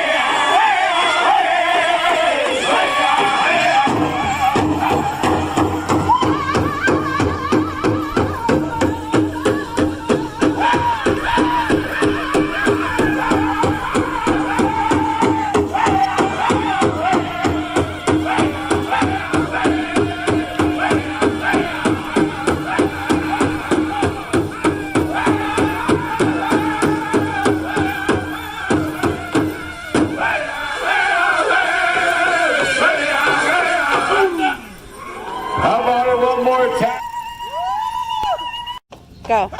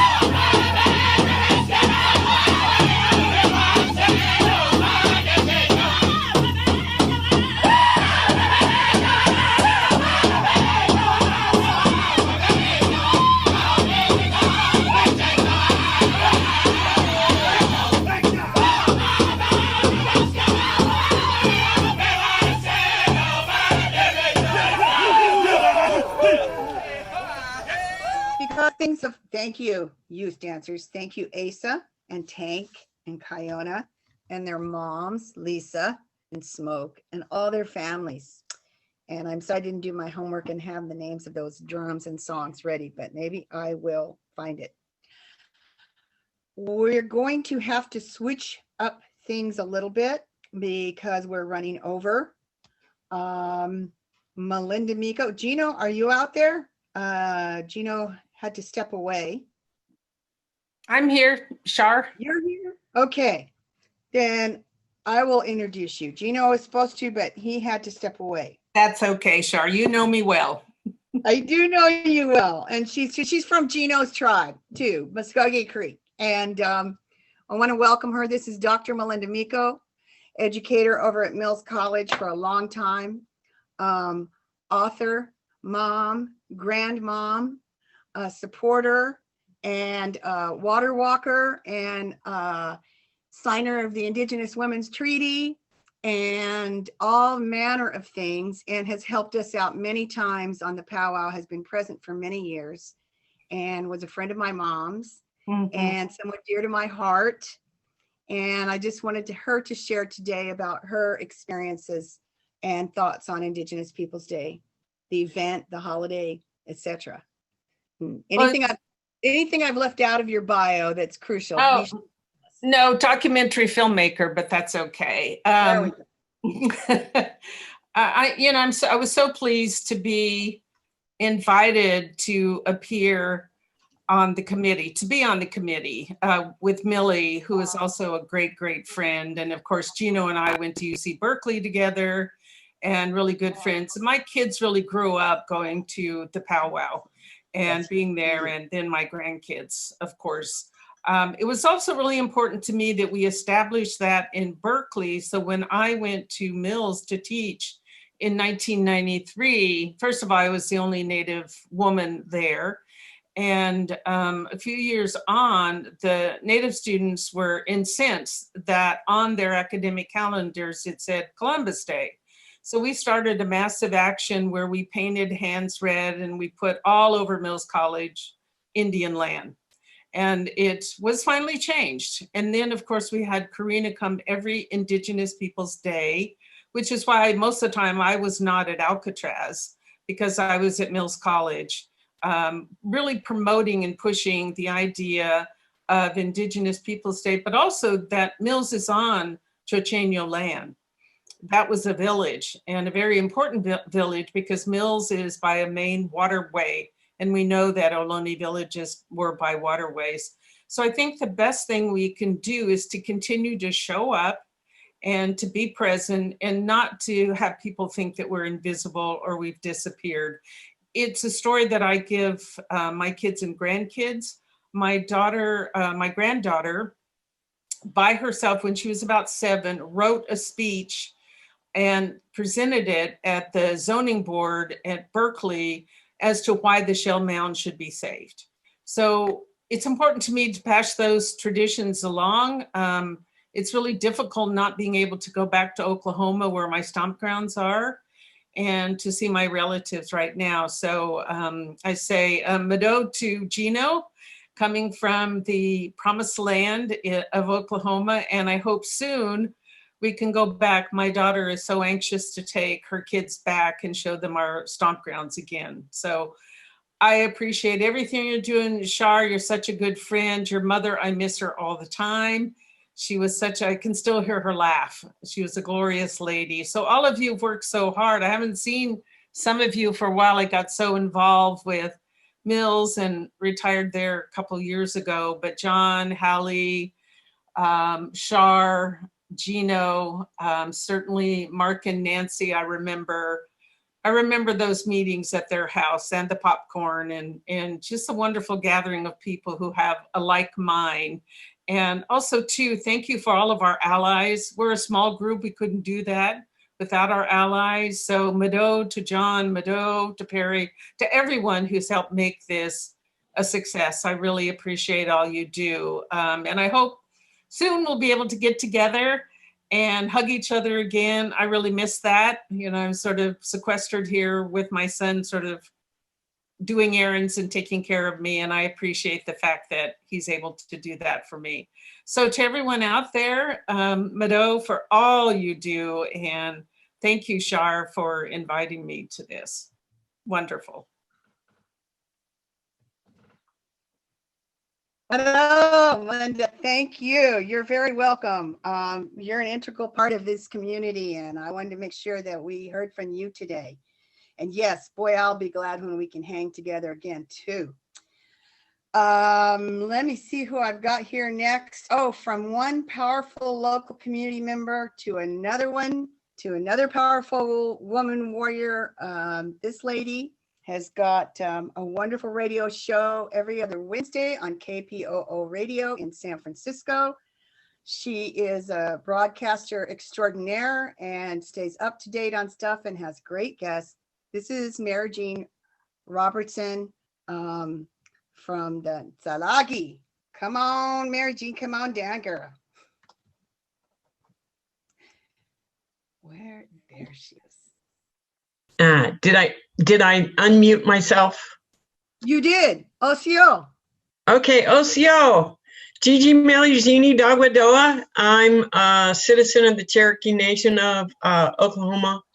And I just wanted to share some of my memories. You know, Indigenous Peoples Day was truly indigenous because it often had guests from all over the world, from indigenous peoples, like the indigenous people from Taiwan would come and do a special, or some Ainu person from Japan would come and do a special. You guys always brought stuff that was so powerful and so wonderful. And organizations started out of the Indigenous Peoples Day Powwow. I wanted to share a particular one, the Black Native American Association. My friends Don Littleclad Davenport, who was part of the committee for many, many years, Zenobia and Bonita Sizemore. That's, you know, I miss them because Bonita's way up north. Don passed and Zenobia passed, and it was one of the most powerful powwows to share with people of all colors and all cultures. We talked about the eagle and the condor. Well, we're also talking about a group of people that were kind of discriminated against, and even amongst Indian people. And because of the Indigenous Peoples Day Powwow, the Black Native American Association were able to host a powwow. Speaking of Mills College and Melinda Miko, she helped host the Black Native Americans' first Black Native American powwow in Mills College. And it came out of the organizing that Don and them had done working with the Indigenous Peoples Day Powwow.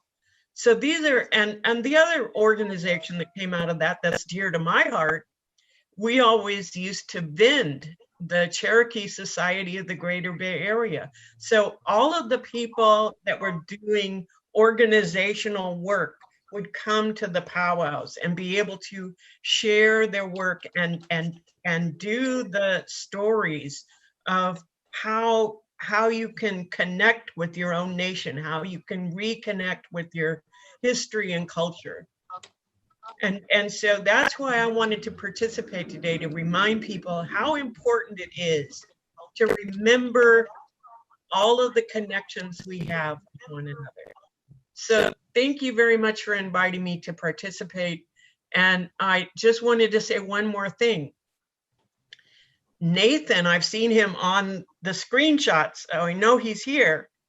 Nathan is also a member of the Sami Nation. And those are indigenous people of Finland and Norway. And to reconnect with true indigenous people from Europe was awesome.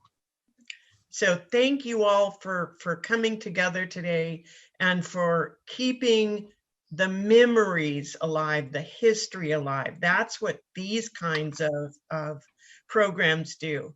Sometimes when we're dancing, we forget to tell the stories. So thank you, Shar, for all your good work. It's been awesome. Wado, Mary Jean, I got one question for you. Yeah. What's the name of the program on KPOO every other Wednesday? It's every Wednesday except the first Wednesday. And it's called Voices of the Native Nations. Make note of that, folks. You'll want to listen to that. She just has all kinds of good stuff on there. 6 to 8 p.m. 6 to 8 p.m. Yeah. That's your plug. And I think you've done a really good job of introducing Nathan Moose, who's our next person. Thanks. Nathan. There you go. Nathan, yes, it's true. Early on, Indigenous Peoples Day were approached, I believe, by the Sami people and said, hey, we're Indigenous too. And we got to know them, and they were great supporters and great participants. And Nathan has worked on his culture, and he will be offering a song to us, which is called a yoik. And so, Nathan, it's your turn, my friend. Okay, can you hear me? Yes, we can. Oh, good. Okay, I'm unmuted. All right. Well, thank you so much, Shar and everybody. Originally, many years ago, our group was friends with Millie, and Millie got us involved with the Indigenous Peoples Day Powwow. And who are we? We are members of the Sami, SAAMI, or also SAMI Nation from northern Norway, Sweden, Finland. We also go into Russia. And just to acknowledge, into Russia, we get into a whole nother group of indigenous peoples. We all share many things in common. We have a structural tent, very similar like the teepee. It's a smart design, so it goes around the top of the world. We're Arctic people. We herd reindeer. Though some of the different tribes hunt caribou. Reindeer and caribou are very closely related and interbreed. We share many of the same issues as indigenous people around the world. We have people trying to exploit by mining, by we're trying to recover our languages. We're trying to recover land and fishing rights and all of those kind of things. So we're very much part of that. Also, Sami people are very involved with indigenous movements worldwide, including United Nations, to recognize our rights and anything possible that we can do. The Sami people are about 100,000 people with about 20,000 descendants in the United States and Canada. Here in the Bay Area, I've been living for about 25 years. Some people may remember Faith Fjeld, my partner. We've worked for many years with the Indigenous Peoples Powwow, of course, being having a booth and things. And we very much thank you for the inclusion. So I'm going to do a brief yoik, which is one of our traditional kind of singing, our traditional singing style. And this one's called Oktavwata, which means getting together, people getting together, which is what we're doing today. So it's a little informal. Anyway, here we go. Oktavwata yodele la, you lo lo lo lo le la, yo lo lo lo lo le la, you lo lo lo lo le la. Oktavwata yodele la, you lo lo lo lo le la, yo lo lo lo lo le la, you lo lo lo lo le la le la le. Oktavwata yodele la. You lo lo lo lo le la, you lo lo lo lo le la, you lo lo lo lo le la. Oktavwata yodele la, you lo lo lo lo le la, you lo lo lo lo le la, you lo lo lo lo le la, le la, yo. Oh, thank you, Nathan. Can you tell me something about the garment that you're wearing? Is that a traditional Sami garment? I believe it is. Yeah, it is. There are, the Sami nation is spread out through Norway, Sweden, Finland, Russia. And so there's various regions with at least 10 different variations of our language. They could be called dialects, but they're really almost different languages. And so our dress style, again, varies from place to place. And you can only wear something that's connected to your family. But since our families have 4 grandparents, 8 great-grandparents, then we, you know, where you're related, you can wear that that style. So yes, this one is from Northern Norway. It's one of the bigger styles, and Kautokeino is this style. So, And is it warm in the winter? I'll tell you what, I grew up in Minnesota and in northern Minnesota, and it's really cold in the winter. And northern Norway can be cold. I've been there, but I wonder if it isn't even not as cold as northern Minnesota. I'm not sure. But yeah, this is made for warm, to be warm and cool weather, because look at all right around the neck, and you know. And some people are known for, again, for reindeer herding, fishing, small farming, those kind of things. And are certainly in the forefront of the Indigenous community today, with all the same issues in the Arctic. We're united with our Inuit brothers and sisters in the Arctic to work at it. We've got global warming, we've got a number of issues that are just amazingly big, but we're working there. Yeah. Thank you so much, Nathan. It's a beautiful garment, and thank you for telling us about that. Appreciate you joining us today.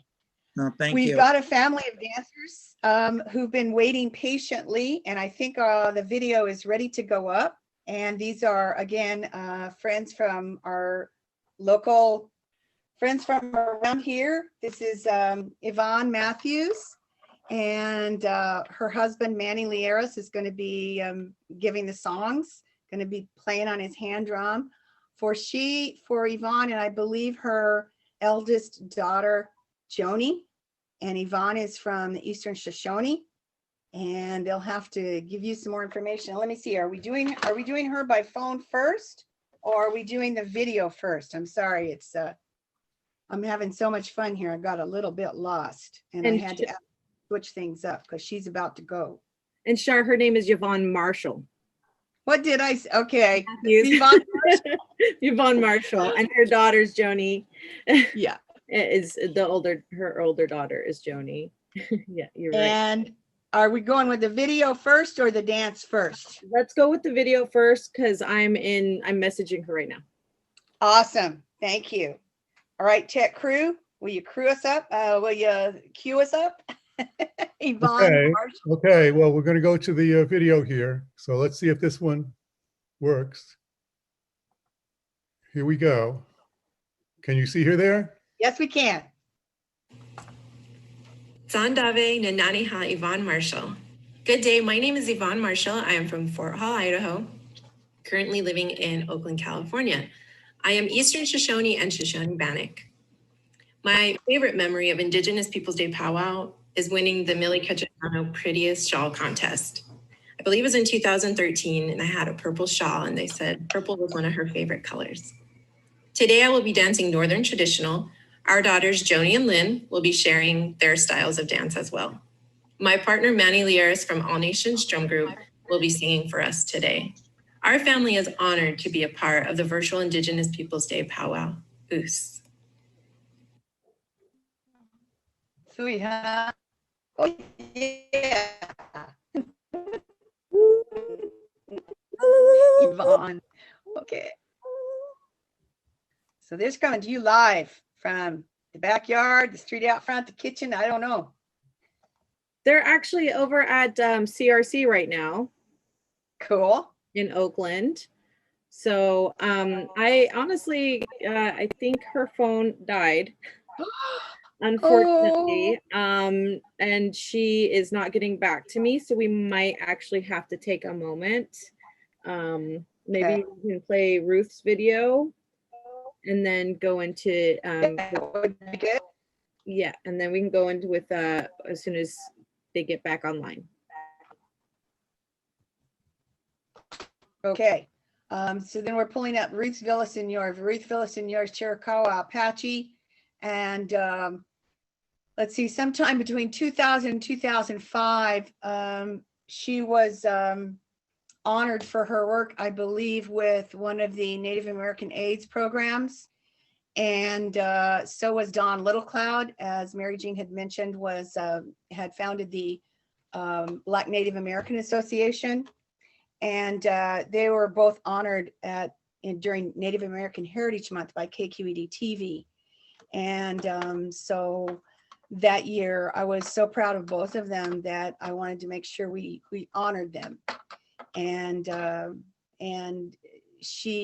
Ruth helped found the Bay Area American Indian Two-Spirit Powwow, which happens every February in San Francisco and draws dancers from just about all over the world. And that's a pretty historic thing to have done. And she's had a great committee working with her for the last, I think this will be their 9th or 10th year. They're going to do their powwow virtually this year. So I asked Ruth to check in with us, and she did it by phone. So we hope we can, by phone on video, and we hope we can hear and see everything she has to say. So thanks, John.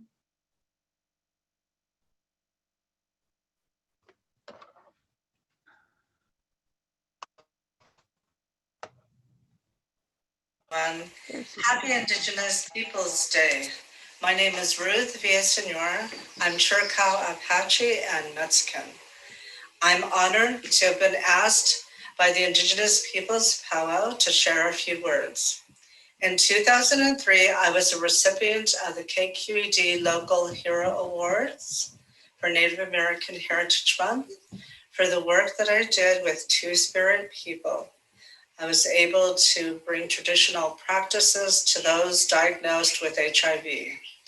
Another Two-Spirit who was recognized at the time was Don Davenport Little Cloud, an amazing elder who was recognized for the work he did for community in the San Antonio district. Both of us, along with others, were able to attend the Indigenous Peoples Powwow and were given an honor dance. It was the most memorable period or experience of my life, not only because Two-Spirit people walked side by side others in that circle, but because we were recognized by the community. This powwow, the Indigenous Peoples Powwow, is such an important powwow because it's a community powwow, because it allows so many people to come together, many people who come from out of state, many different nations of people come together, and we're able to be together in just a beautiful community setting that happens to be in an urban setting. So not only do we get to dance side by side other Indigenous people, we also have non-Native people who are introduced to Indigenous Peoples Day. I want to make sure that I acknowledge Millie Ketchachana for being one of the founders and also an amazing Two-Spirit ally. I will always remember when she attended the Bates International Two-Spirit Gathering in Saratoga and made sure that she let all Two-Spirit people know that part of tradition was making sure that we return to the circle. So thank you again to the Powwow Committee for asking me to share these words. And I just want to send blessings out to all of those and make sure that we all get out and vote.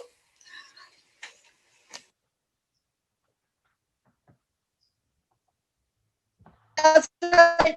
As I said to Ruth, woohoo! Get out and vote. Right, Ruth. Is Yvonne ready? Do we have Yvonne on deck? She is trying to get back on, and as soon as we see them hop on here, then we can go live with them. Okay. They're here. Just give me the 3 seconds, and they'll be in. They'll be. Yay! Wonderful. So it'll be Yvonne, Joni, and Lynn, I think, dancing, and Manny drumming. I think is that what they were gonna do. So they're very close to our family, and we love them so much. And I'm so thankful to have Yvonne and the girls and Manny here with us. Manny's work, they both work in the community so much, and we're very Hello, I'm looking for Matt, to have please. them with us. Oh, there they are. I see Hi, Yvonne. Matt. My name is Hi. Hi. We're really excited to have you guys here. And I was just saying how close we are with the family and the girls, and we just love you guys so much. And you guys are both do so much for our community. And you know, seeing Joni grow up in this and Lynn grow up with in the community, and seeing them from when they're just little to now, just beautiful dancers. I'm so proud of those girls. And we're just so happy to have you guys with us, and thank you for being patient, and we can't wait to see you dance. Thank you all so much for having us. We we're here at CRC actually because we couldn't dance at our house, so here we are. Wonderful. Well, whenever you guys are ready, we would. Okay. Joni is going to be up first. Hi, Joni. So Joni is 7 years old.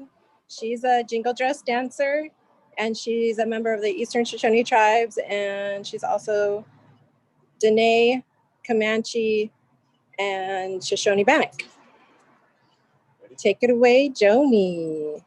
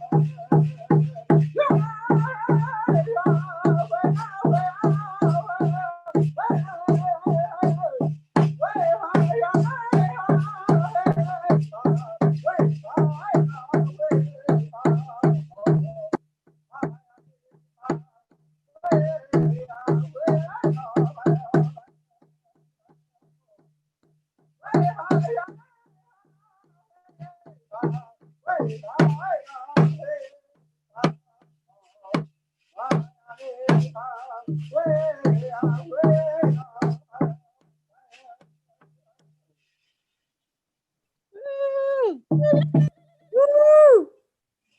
Good job, Jonesy. Okay, next will be myself. Joni's gonna be the videographer. The family affair here.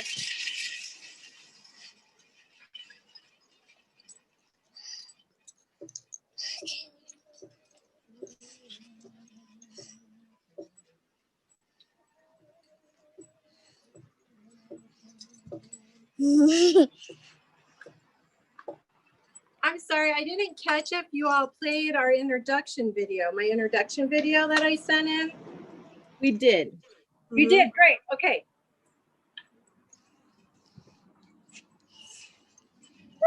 Go, Mommy.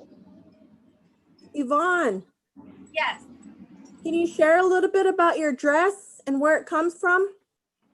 So my dress is a traditional elk tooth dress. It was made by our amazing cousin, Jamie Okuma. And the dress has real bull elk teeth on it, which is traditional to tribes from Idaho, Wyoming, Montana. And I wear this dress and I do traditional because it was one of our original ways of dancing, and I really enjoy the simplicity and the regalness of it. Beautiful, thank you. Yeah, you're welcome. Hold it, hold it.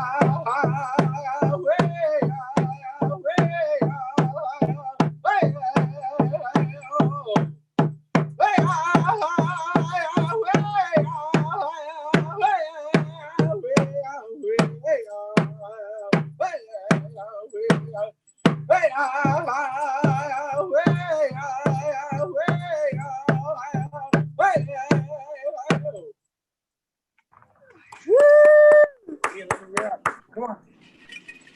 Come on, baby, hurry up. Great. Oh, sorry, Great little, job. little winded here. Next, we're gonna have Lynn. Lynn is our youngest. Whew. Lynn is our youngest dancer. She is 5 years old. And she is a fancy shawl dancer. We're gonna help her with her moccasin. If you can bear with us for a second.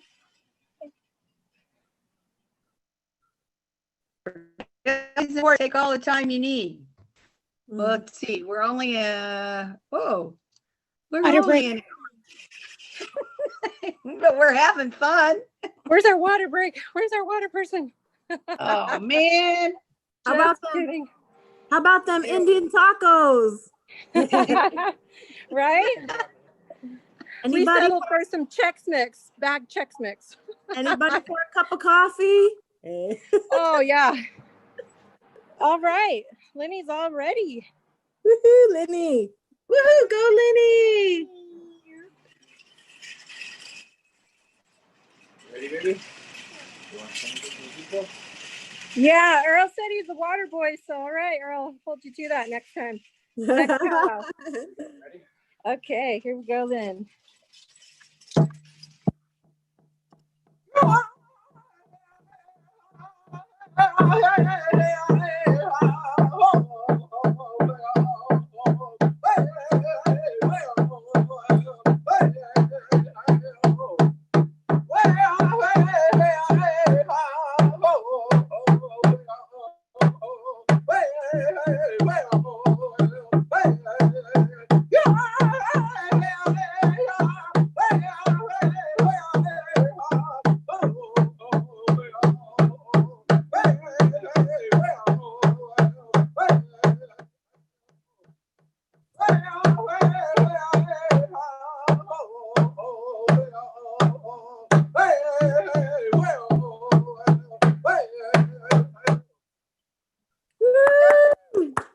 All right, Lenny. Good job. Intertribal? Intertribal. Manny is calling for intertribal. All right. So that is our. Oh, okay. Do we have time? I know we're running behind, so. We got time for one more song, ladies and gentlemen. And here goes. Manny, you know I'd never say no to you. That's why I grabbed the camera. Come on, everybody out there. All three of you. Here we go. I always want to tell everybody again, thank you, folks on the Indigenous Peoples Day Powwow Committee for asking us to be a part of this. We're really excited. A great way to celebrate Indigenous Peoples Day is as a family. And we're really stoked to be able to be here with you all. This is our final song. We're gonna have everybody dance together just so you can see the differences in their dances. And here we go.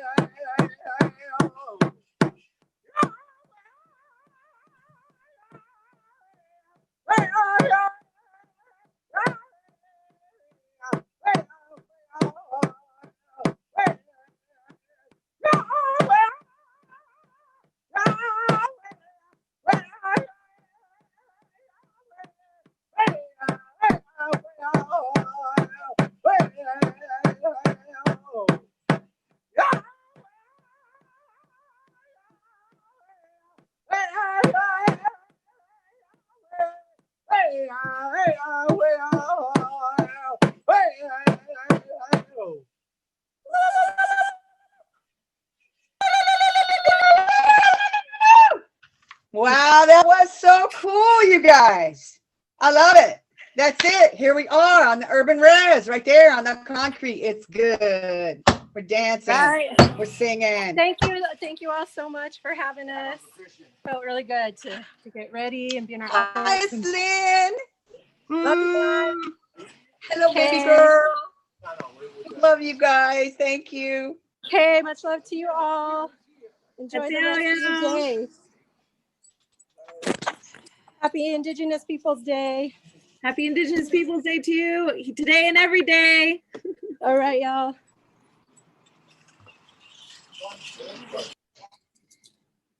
Okay, everybody, we're moving along. We're getting there. We're getting to the end of this wonderful event. That was really We do nice. have a couple. It lifted my heart. Me too. We've got a couple more speakers, and actually we have 2 videos still left. Nanette, are you on board? Yes, I'm on board. Hi. Nanette, we have such talented people on our committee. We have people that are in chorales and people that are play directors and authors. And Nanette is poet.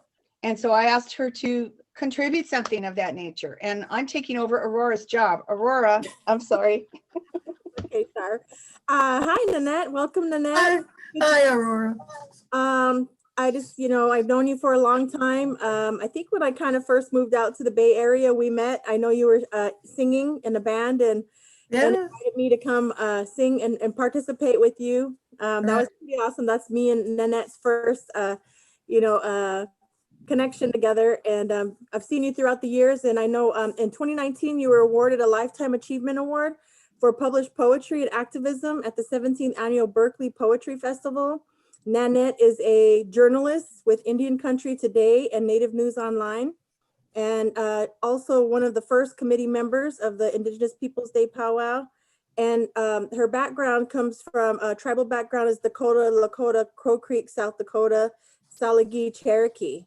So we just wanted to, thank you for coming today, Nanette. It's an honor to, have you here. Thank you for all your work, all the years of Indigenous Peoples Day Powwow, work that you guys put into it. Welcome. Thank you, Aurora. Those are good memories when we sang together. I remember that many, many moons ago. Yeah. I want to say Tomi Takoye or Tomi Takoyepe. Hello, all my relatives in Lakota.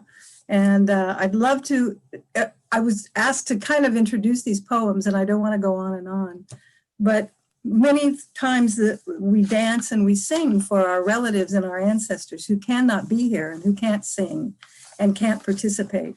So I wrote this first poem in memory of my mother's father, Kenneth Bradley, or Iron Eagle. And I'm going to read this one first and then another one, because I feel that this honors the powwow as well as my own family that can't be here. It's in memory of Kenneth James Bradley, Iron Eagle, who took his spirit walk March 24, 1976.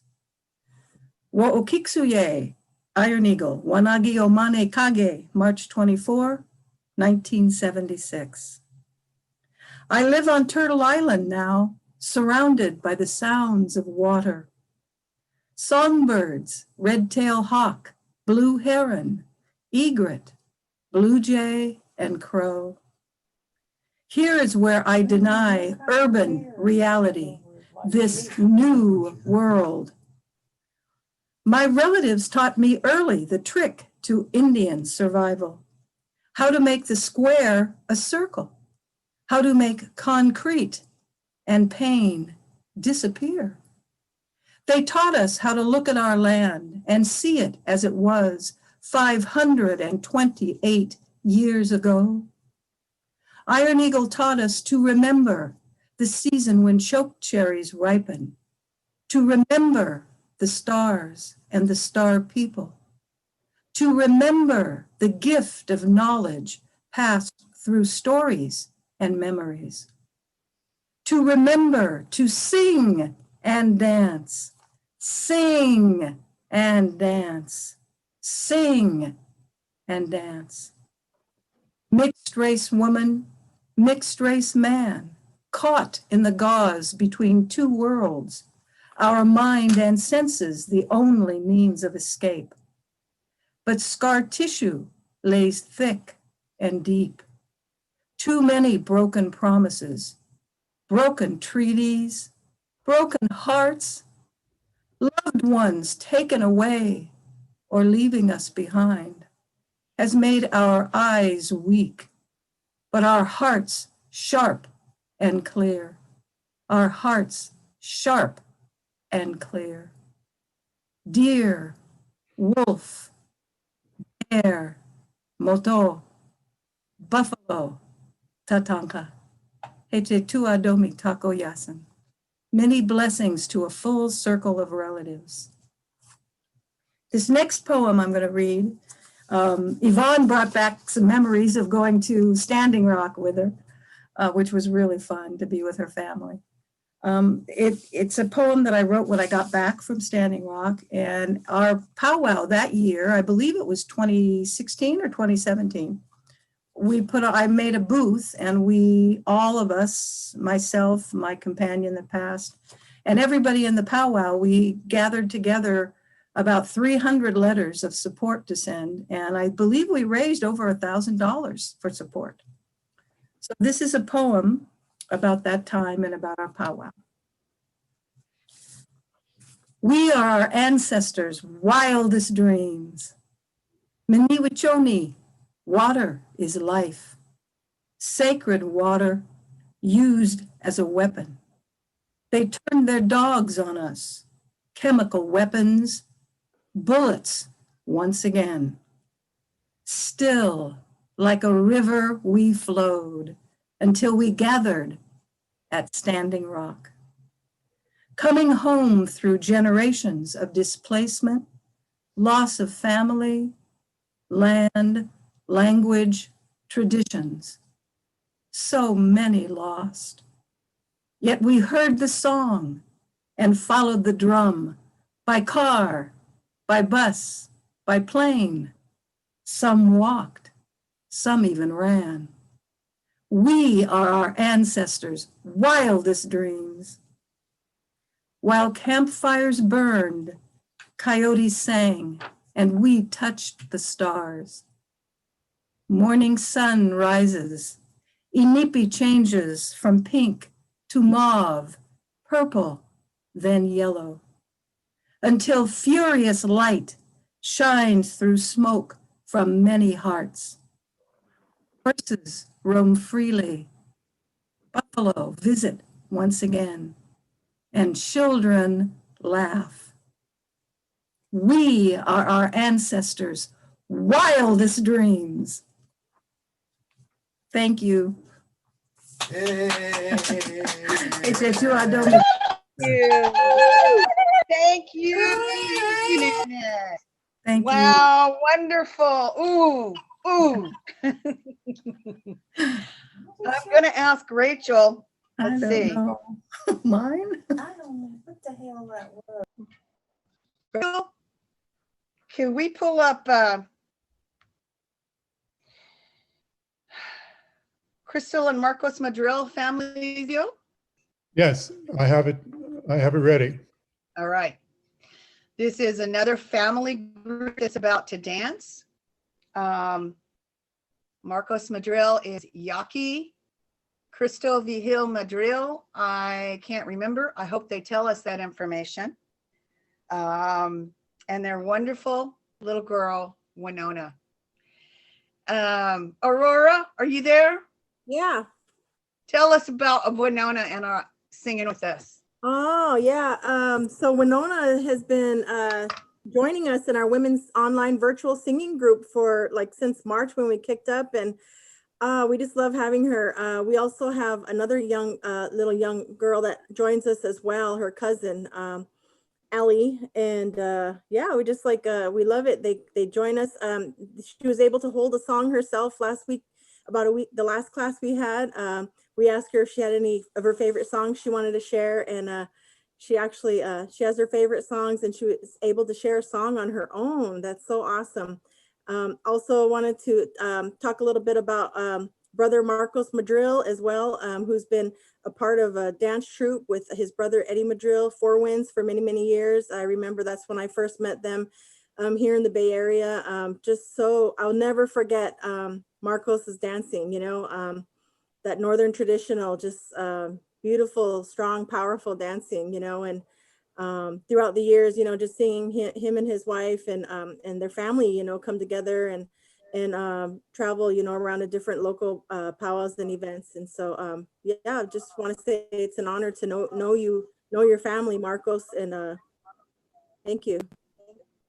Speaking of singing, before you cue up the video, there's been a request to have, after we're done with everything, have Aurora sing a song for us. So I'll let you be thinking about that, because what we have coming up, and whoever's been on here for 3 hours, well, God bless you. Whoever's been sitting around watching us for 3 hours, oh man, you're awesome. Well, because what we have coming up in a minute right now is going to be Marcos, Crystal, and Winona. Then we're going to have a short video from Sasheen Littlefeather. And then Southern Men will be represented by Charles Koshaway. And then we're going to have remarks from our good friend.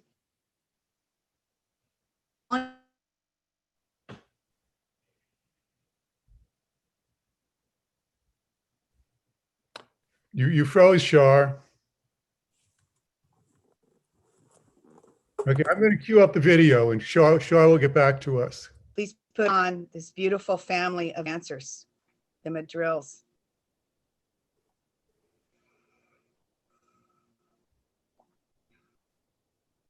There they Leo Senchu Manyugu, Kichamalea. I come from the Veheka and the Kaamea families, from the Pasquayaki people, the Yak Nokum. And to my left is Crystal Madril, who is my wife. She comes from the Hikaria Apache tribe. And to my right is my daughter, Winona Madril, Winona Lozen Madril, who comes from the Pasquayaki tribe and the Hikaria Apache tribe. We are here to represent and dance for you the owl dance, couples dance, to share our love for our couples out there, our families out there. My name is Marcos Madril. I dance Northern traditional. My wife dances Southern traditional, and my daughter dances fancy. I've been dancing since I was 6 years old, Northern traditional dance. It's kind of always been in question because I come from the Yaqui people from the South. Northern traditional dance is that warrior telling dance from the North. The warriors that went out for battle, hunt, brought those stories back to them. So I've been dancing for a very long time. Indigenous Peoples Day is a very beautiful day. It's a good thing that we recognize each other and have gotten and changed the name. I've seen a lot of different things over my lifetime of both good and bad, being who I am and being in the urban setting that I live in. But we're still here. We're still fighting. The song that I want to share with you, that we want to share with you and dance to, is from Randy Wood. Randy Wood is a really good 49 song singing gentleman, round dance song. And this song, we're going to be coming up on 11 years on our marriage. And we danced at this song at our wedding. So here we go.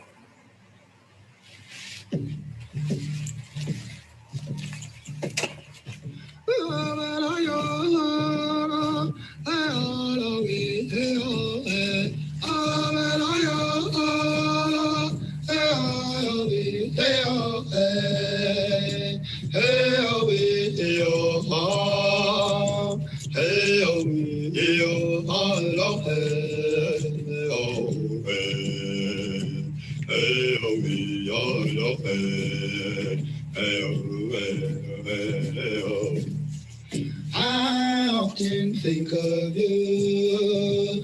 I want to marry you, be with you, live my life with you. Eagle woman, let me be your eagle man.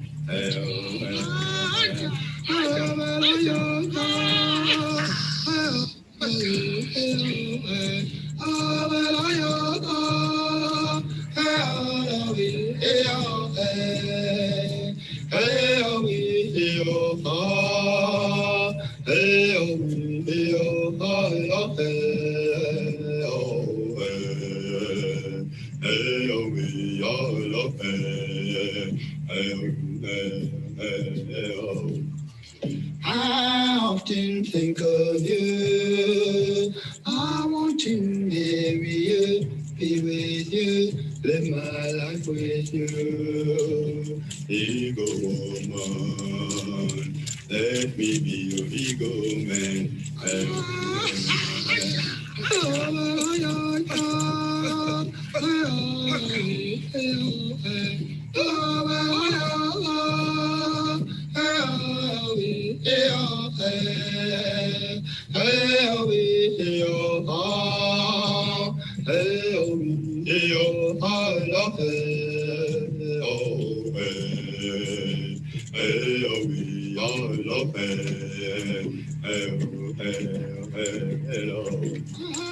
I often think of you.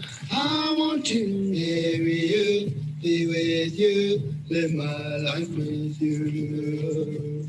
Ego woman, let me be your ego man.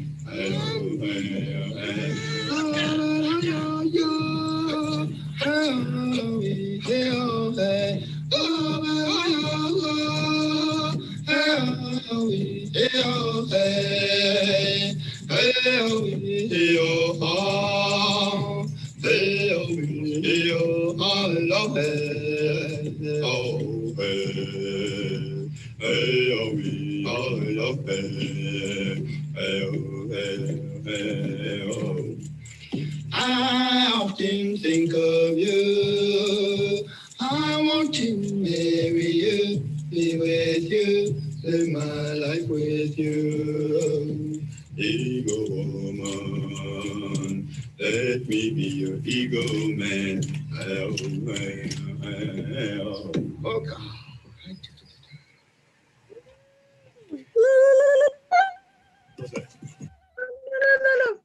Beautiful. I tell you, my friends, I tell you, Marcos, Randy Wood, it just about made me cry, that one. That was beautiful. So I want to beautiful. thank your family for doing that.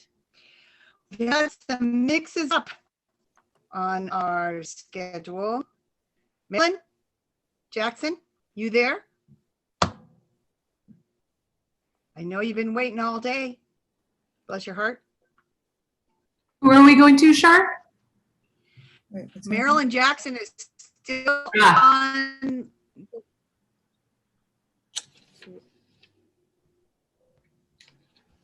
Well, can't hear Shar. She keeps breaking. I didn't Char hear. right now. Finally. Okay. I've got him. See Shar? I do. There's Vanna. Hi, I Vanna. see Char and I'm in.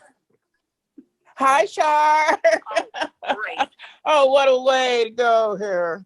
All right, I'm going to let you go, Hallie, huh?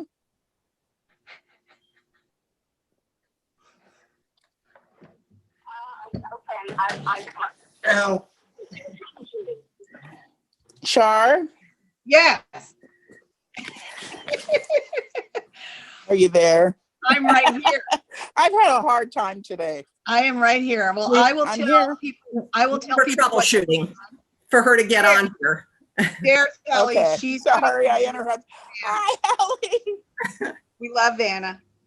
She's Hi, Eastern- Vanna. Hang on. Yeah, you're coming up soon. She's on now.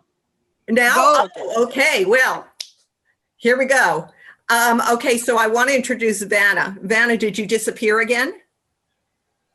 Oh, no, here you are. Nope, Okay. I'm here. It's Trickster, switching your position here. Okay. I am so thrilled to see this lady. I have not seen her in, I don't know, what, 15 years at least. She was It's in been that, almost 20, Hallie. oh Lord. Well, she was in that first batch Yes. of vendors that came, and we share so much history and so many stories. I have one I do want to share. I'm not going to name any names, but in the very beginning, before Mark Garrell actually laid out all the, the land and all the different space allocations, and we could actually assign in advance, I'd say to vendors, okay, I'll be there at 7 o'clock. You be there at 7 o'clock, not before. You come when I come, and I'll tell you where to set up. And they go, oh yeah, okay. And then they'd set up where they wanted. They'd come earlier, and then the skeleton would be up. And actually, spirit was there, and just for the most part, everything was fine. But there was this little elder who came in at one point. She was amazing. She was like Superwoman. She would go to all the powwows all around. She was from Page, Arizona, and she would, hit them all. And she had the most amazing jewelry. And she had, an issue with this and an issue with that. And why couldn't she set up here? And why couldn't she set up there? And Vanna said, hey, because she knew her well, she said, come on over here and sit by me. And, and with that big belly laugh that she has. And she was gold after that. It's like Vanna, showed that she approved of me. And so therefore I was okay. And they ended up being two of my top vendors. But Vanna, I am so thrilled. And you know that Shar and I duked it out over who was going to introduce you, because both of us were just so excited to see you in person. So anyway, attesting to the fact. So welcome, and the stage is yours. Thank you, Hallie, and thank you, Shar. I love you guys so much, and it's been such a long time. I miss the powwows. I don't do them here. I'm in Oklahoma. I am an Eastern Shawnee tribe, Tito from the Shawnee tribe, and I miss California somewhat, but not a lot. I hate to say, but the Berkeley powwow was always so special because I love the people so much, and I learned so much from Hallie. I can't tell you, I hate to say this, but at that time, and now we're going back some years, I was born and raised in California, and I did not know until I started doing the powwows that there were so many Native American people in California. I couldn't believe it. And then to go to the Berkeley powwow and learn about Indigenous people. And Indigenous people aren't just here in the United States. They're all over the world. And I met some of the most beautiful people ever at this powwow. I learned so much. So it wasn't just a powwow. It was a learning place for me, and it became my home. And I have to say, it's the one I miss the most. And if I could ever get a vacation at the same time, because now I work instead of powwowing, I would come and be at the powwow because I love it that much. So I thank you all from the bottom of my heart for all the hard work that you do. And I know it's hard work. I put on a few here from my tribe. I helped. And, it's so I could help you, Hallie, in any way. I think that's a funny story. I remember it pretty vividly. You're leaving out that there was some really hurt feelings and some going-ons, but we got it settled down. I was thankful for that. I was always thankful to be there, and I appreciate it, and I appreciate you guys. And Shar, I wanted to say one more thing. You said a couple of times, I've caught you tonight saying we have to educate our children. Well, it doesn't stop with the children. We have adults that don't know. They also really need to be educated. How we do it, I'm not sure. But we need education along with the adults for, like I said, I won't tell you how old I was because it's been a long time ago, but I was old enough I should have known, and I didn't know. And being Native myself, I really should have known, but I didn't. But I thank you for everything you ever taught me. And Hallie, you and your red hat, you're in my heart forever. Thank you. So are you, Vanna. You know what? Drive up with Bernice for the next one. That's a great idea. I didn't hear you. She should drive up Ernest. Thank you, Vanna. I appreciate that so much. It's so good to see you. And I had to say earlier in this program, Sure. I just got kind of overwhelmed with stuff to do. Some people had said, well, how come we're having vendors on? And I'm like, you know what? This is a real holistic thing, a powwow. And it's traditional, because when you would gather for something like a season's end or a harvest or whatever, people would come to trade, and that's how you had beads here and shells in that part of the country, and, quahog shell in one place, and things would be traded, and you'd trade your arrow style or whatever. And folks don't realize that we get, if we're fortunate, we have good vendors who bring quality product, who stick with the Native American Arts and Crafts Act, and then they can be trusted, and they'll return again and again, and we build strong relationships. And Hallie's been outstanding at building those strong relationships.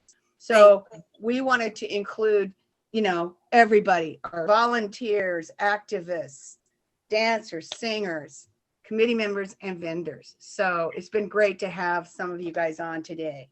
And I plan to be there, Vanna. I'm thinking I'm going to come here and spit fire season. Yes. So you'll be in me late next summer. And can I just add to that I think I know we're really fortunate here in Berkeley, because every powwow has a different layout on how the land is. And ours is such that we can put everybody in a circle. And so the vendors being in a circle, they're actually part of the whole event. They're all related to us. They get to see it and they get to be inspired. And the people that go to their booths are, they hear they see the dancing, they hear it all in 3D, and it's such an experience for them. And so I have been it really is an experience. Yeah. Yeah, it's fabulous. You guys are great. I love you. I love you. We all love you. Cool. All right. We're back on track. I think this is the first time we've been back on our original list all afternoon. We've got a video coming up from the famous Sasheen Little Feather. And the first year I took over coordinating the powwow. Sasheen was the head lady dancer, and Gilbert Blacksmith was the head man dancer. And she needed assistance. And when I didn't do it right, she let me know right away. And for those of you who aren't aware, I think it was the 70s, because I was still in high school, still living at home, and we watched the Academy Awards every year, and all of a sudden there was a woman in long hair and a buckskin dress walking down that aisle to accept the Academy Award from Marlon Brando. And that was our Sasheen.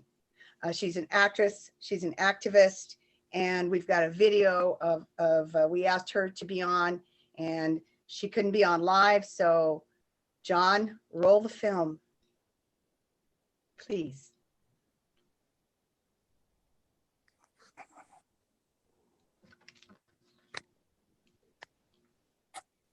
Hi, my name is I hope I'm off here. I am Apache and Pasquayaki from Arizona. And I want to greet each and every one of you here today.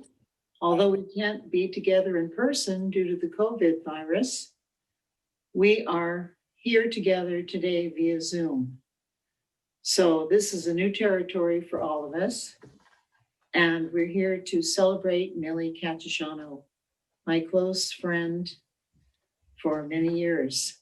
We first met, Millie and I, at the Friendship House, Intertribal Friendship House, a long time ago, when we were both in our early 20s. I came to know her children when they were just little guys, Gino Baricello and her daughter, Leslie Deere. And they've since turned out to be wonderful, wonderful people. And Millie was a very special and dear friend to me.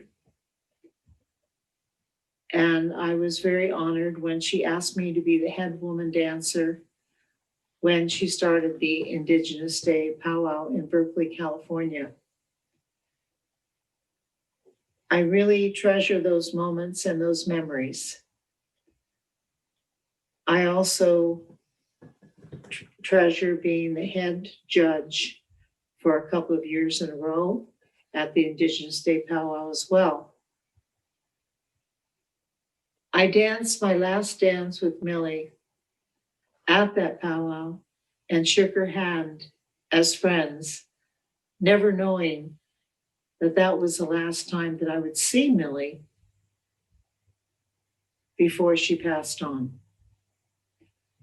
So it's with friendship and also with good feelings in my heart that I greet each and every one of you and send best wishes to you on behalf of Charles Koshaway and myself for a good Indigenous Day gathering. Thank you. Aho. Oh, Shar, you know, that just warmed my heart hearing that from Sasheen. She and Mom were really good friends, and my first time meeting her, I was probably about 5 years old. So it's great to see her. She's always been an advocate for Indigenous Peoples Day. And interesting fact, I was in communication with her recently. She let me know that a documentary film about her life, her activism, it's been made and it's going to be featured in the Marin Film Festival. So it's coming up, I think, next week or a couple weeks. So proud of her for that. Cool. Yes, it moved me too. Yeah. Where they were showing that She's, film, I think over near Mill Valley. she's You would have people all. Wait. That was really great video to watch, and I appreciate what Shasheen was saying. And I feel like somebody's got the microphone on somewhere, I think. I just wanted to say, I And we're just gonna now see. I just now. We work. I just wanted to. Yeah, Annette. Sounds like we're having little technical difficulties with sound right now. We are breaking up. Yeah, Shar, we're having audio issues with you, so but we can hear you nice and clear, Nozoni. Well, that was a really great video from Sasheen. Gino, I also, it was beautiful to hear her story. Our last dance video. I also had a, oh, it sounds so good. I don't know what's going on with the sound, but Gino, I also just recently talked with Sasheen and had a really good connection, you know, talking about my grandmother with her as well. And so, you know, it's so wonderful that all of our families and community have come together all these years together. And, you know, we all grew up together in a way without even realizing it. And, you know, a lot of families came out here because of the Relocation Act, as I think Aurora was mentioning earlier. But it was, you know, where all of our families were really strongly connected through all these years. And it's beautiful to see how much our families and communities have worked together through all the different many years, and how the Powwow has come so far, and how it's brought so many people together. It's beautiful, and I really appreciate what Sasheen was saying, Gino, and I thank you for sharing that, sharing everything that has been said, whether it's Sasheen or you know, everybody here today. So Majes Katsiaoyao, I know that we also have a video from Charles. And then, unless there's anything else you would like to say, Gino? No, Charles is up next. So let's hear and watch Charles. Wonderful. This is Charles Cashaway. And he'll be sending a video. Here we go.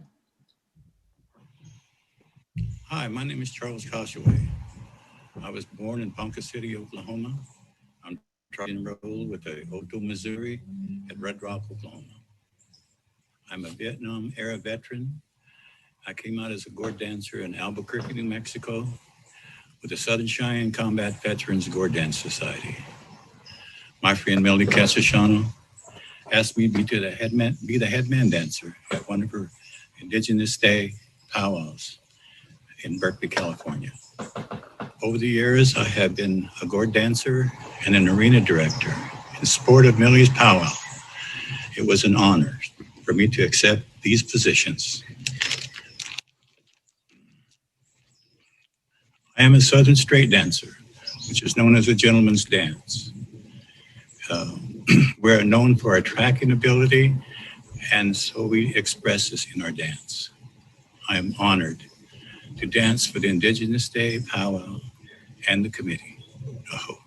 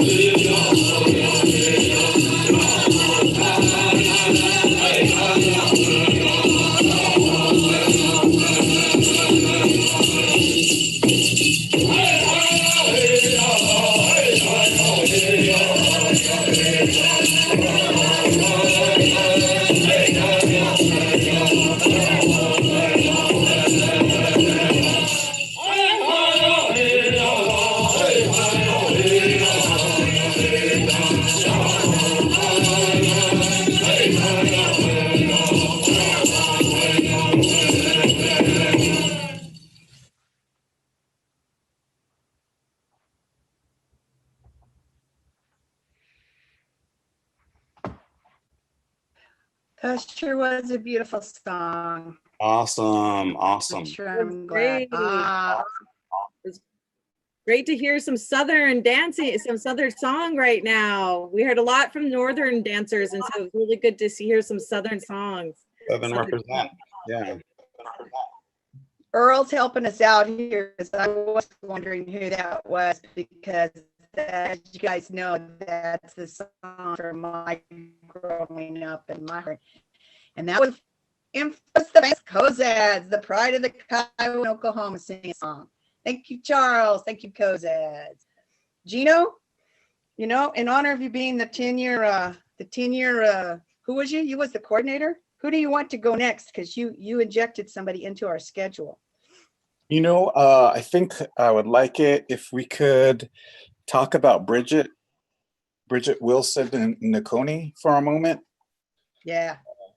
So for those of us in our community, we already know Bridget. Bridget was a person that was always out there helping our Native young people get ready to apply for applications to college. She worked at UC Berkeley, and she was always helping out.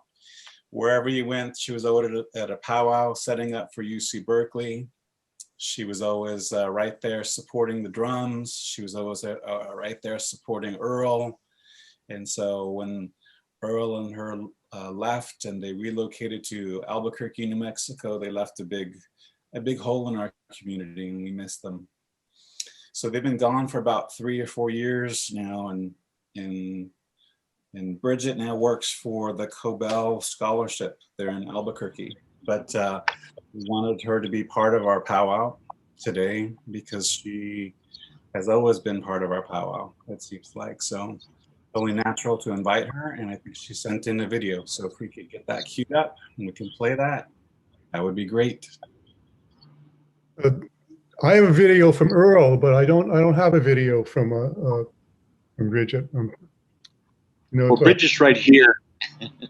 Hi. It's live and in person. Hi, B. Hi, B. Nikki's. Hello. I was just sitting here asking myself, what did I ever do with the Berkeley Powwow? Did I ever work? Or did I just walk around and greet people and eat food and have fun? That's how I remember it. But thank you for inviting me. That's good work you did, though, Bridget. I value that kind of work. I seem to do it well.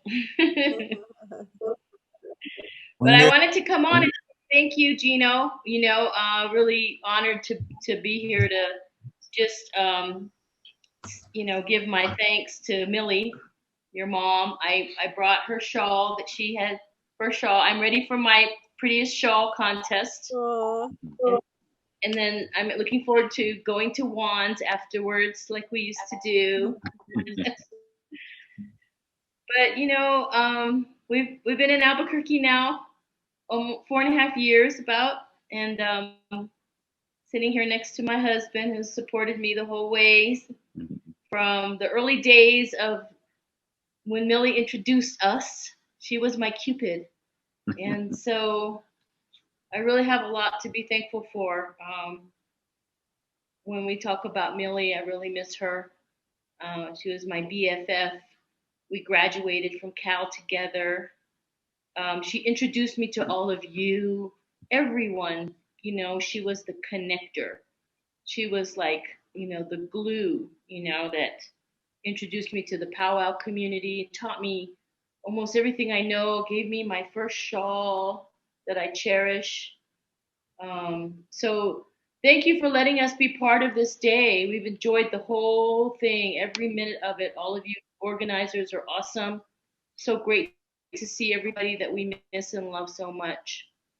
So, and yeah, I do work for Cobell. So, you know, I want to honor, you know, our Native women leaders, you know, that Millie was also responsible for introducing me to the Native women of the world. And Eloise Cobell, you know, I don't think I would be here, you know, to represent the Cobell Scholarship without the confidence and the knowledge that Millie gave me to move forward in the work I do in higher ed. So awesome. There's a great picture of Millie. We were road buddies. And that's our dog. I think Earl was trying to show her off earlier, but I've been replaced by a Cocker Spaniel. So come visit us, everybody. Everyone's going to come to Albuquerque eventually, so you know we're here. You come and see us. We'll make you some chili stew. Okay? Woo! Woo! Miss you all.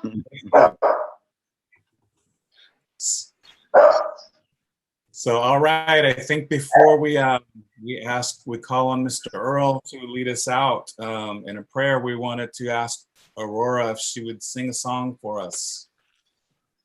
Yeah, thank you. I'm going to sing today a Strong Woman song. And this Strong Woman song was passed to me, shared with me from my Aunt Gail Bearchild, my late Aunt Gail Bearchild, who happened to know, like I mentioned earlier, she always talked about Millie too, you know, from the early days. So definitely Millie left a big impression on her heart, in her heart. And so I'll sing the Strong Woman song.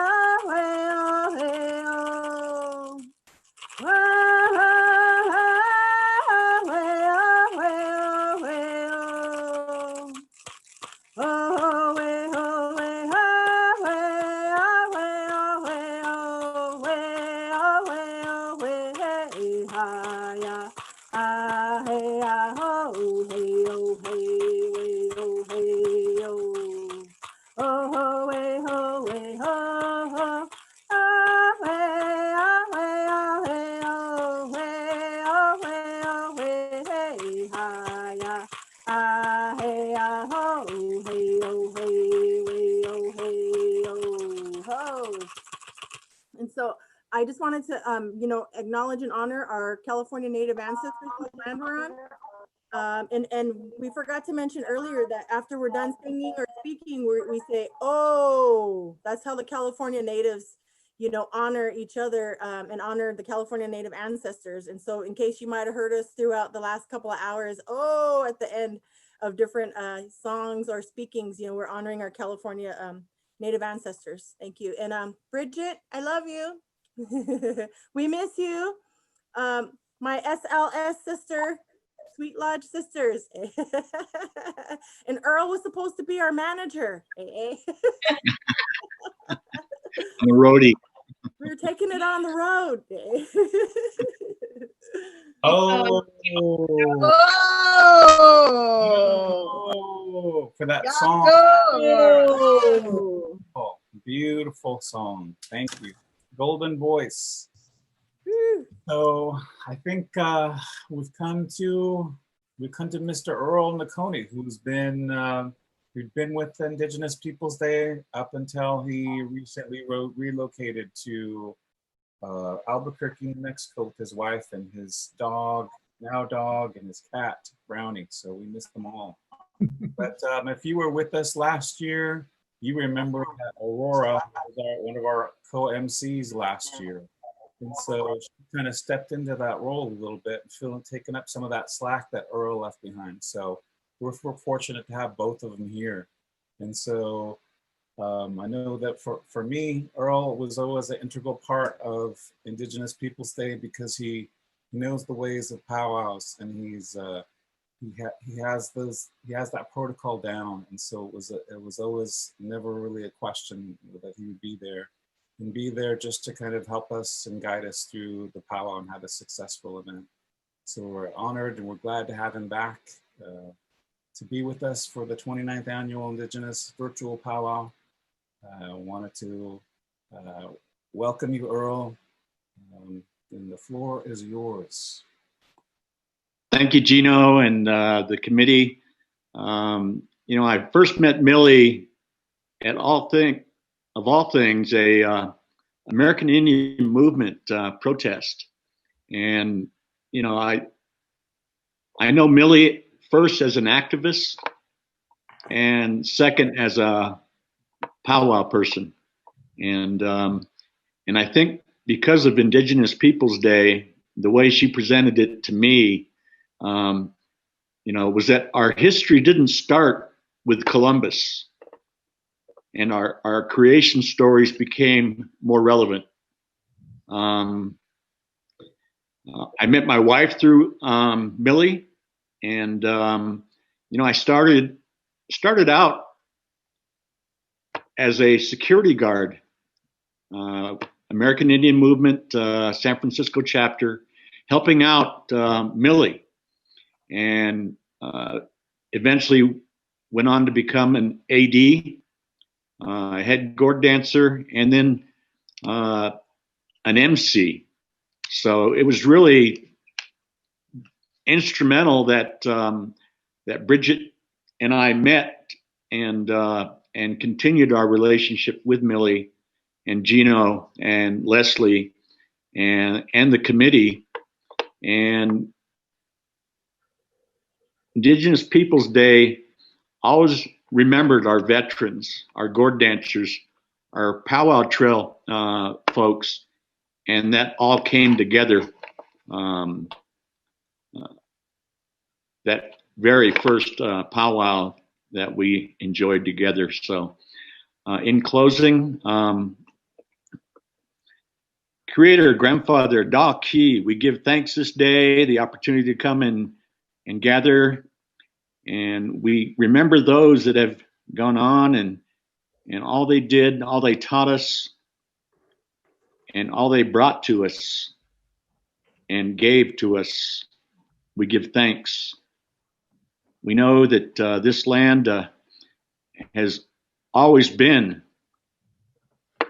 native land that was stolen from us. But we come with soft hearts and open minds and strength in numbers that we have Da Ki. We know that the light has been lit by those that have gone before us, and we know the path. We know the future, and it's good for us, Da Ki. We kado kado kadi on my gido me on a mota o me on high gido me. We kado kado kadido on a mota o me on high gido on high gido on high gido me. Aho, that's a Kiowa hymn that we sing a lot back home, and we think about our Kiowa Gord clan, our people back home in Oklahoma, and the Pueblos here in California, or in New Mexico, and all our Native people in California at this time. We give thanks. Aho, Da Ki. Aho. Oh, Mado for that. Oh. Oh. Thank you, Earl. That was, thank you, thank you, thank you, thank you.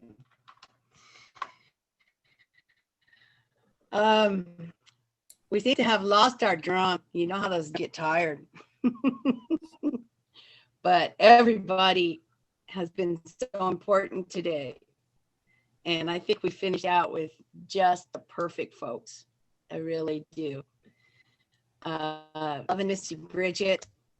Earl, it's an honor to work with you those years I was coordinator. You were helping us out in whatever role you played.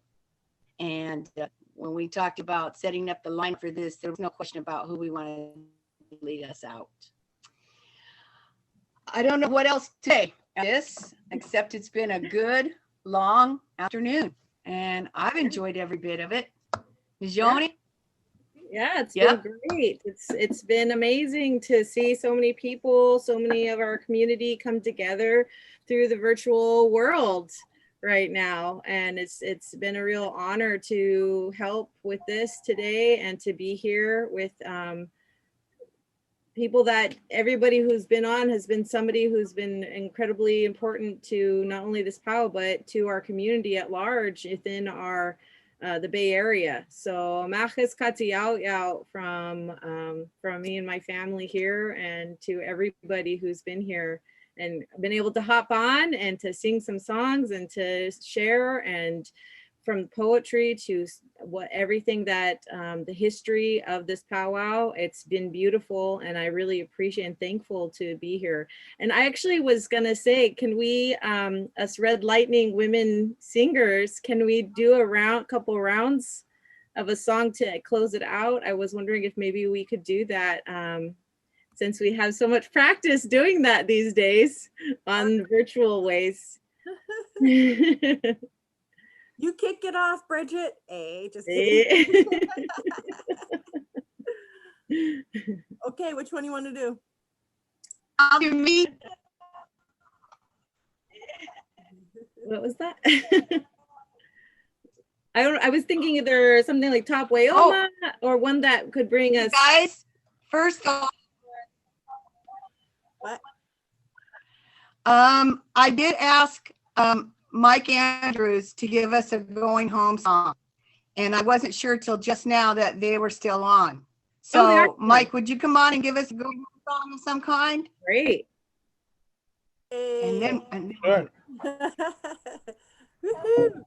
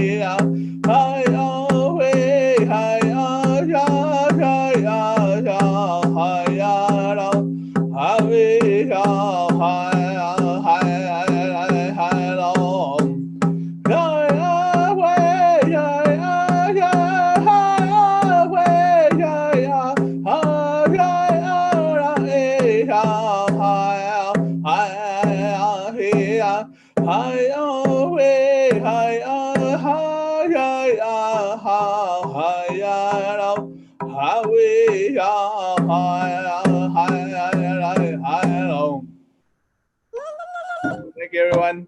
Oh. Thank you, Mike. So much. Okay, who's kicking off this Red Lightning song? You, the sister song, Najoni, you kick it off. Okay. All right. Sister song?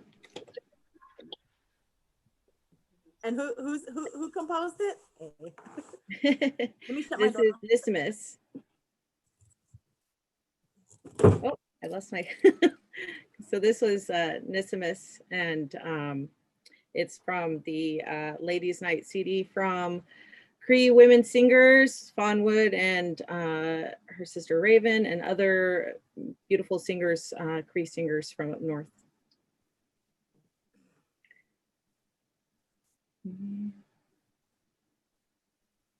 Do you want to start it?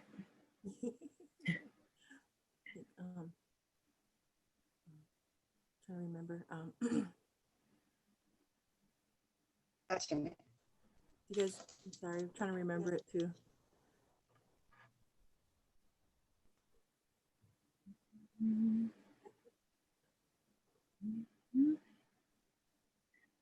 I'll start it then. Okay, yeah, thanks. Way ah hey oh hey, way hi oh hey ah hey oh hey ah hey ah, way hi ah, way hi ah, way ah hey oh hey hi ah, way ah way hi oh, way ah hey oh hey. Way hi oh hey ah hey oh hey ah hey ah, way hi ah, way hi ah, way ah hey oh hey hi ah, way ah oh. When I think of you, you make me proud to be with you, yeah, hey, yeah. Round dancing, singing, you and me, sister, way, yo. Way, hey, way, hi, hey, oh, hey, way, way, hi, way, hi, way, hey, oh, hey, hi, way, way, oh, way, oh, hey. Way hi hey hey oh hey way way hi way hi way hey oh hey hi way way-oh. When I think of you, it makes me proud to be with you, Yahweh. Round dancing, singing, you and me, sister. Way-oh. Oh, Katsiao. Oh.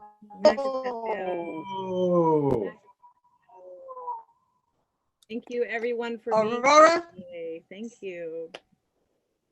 Too.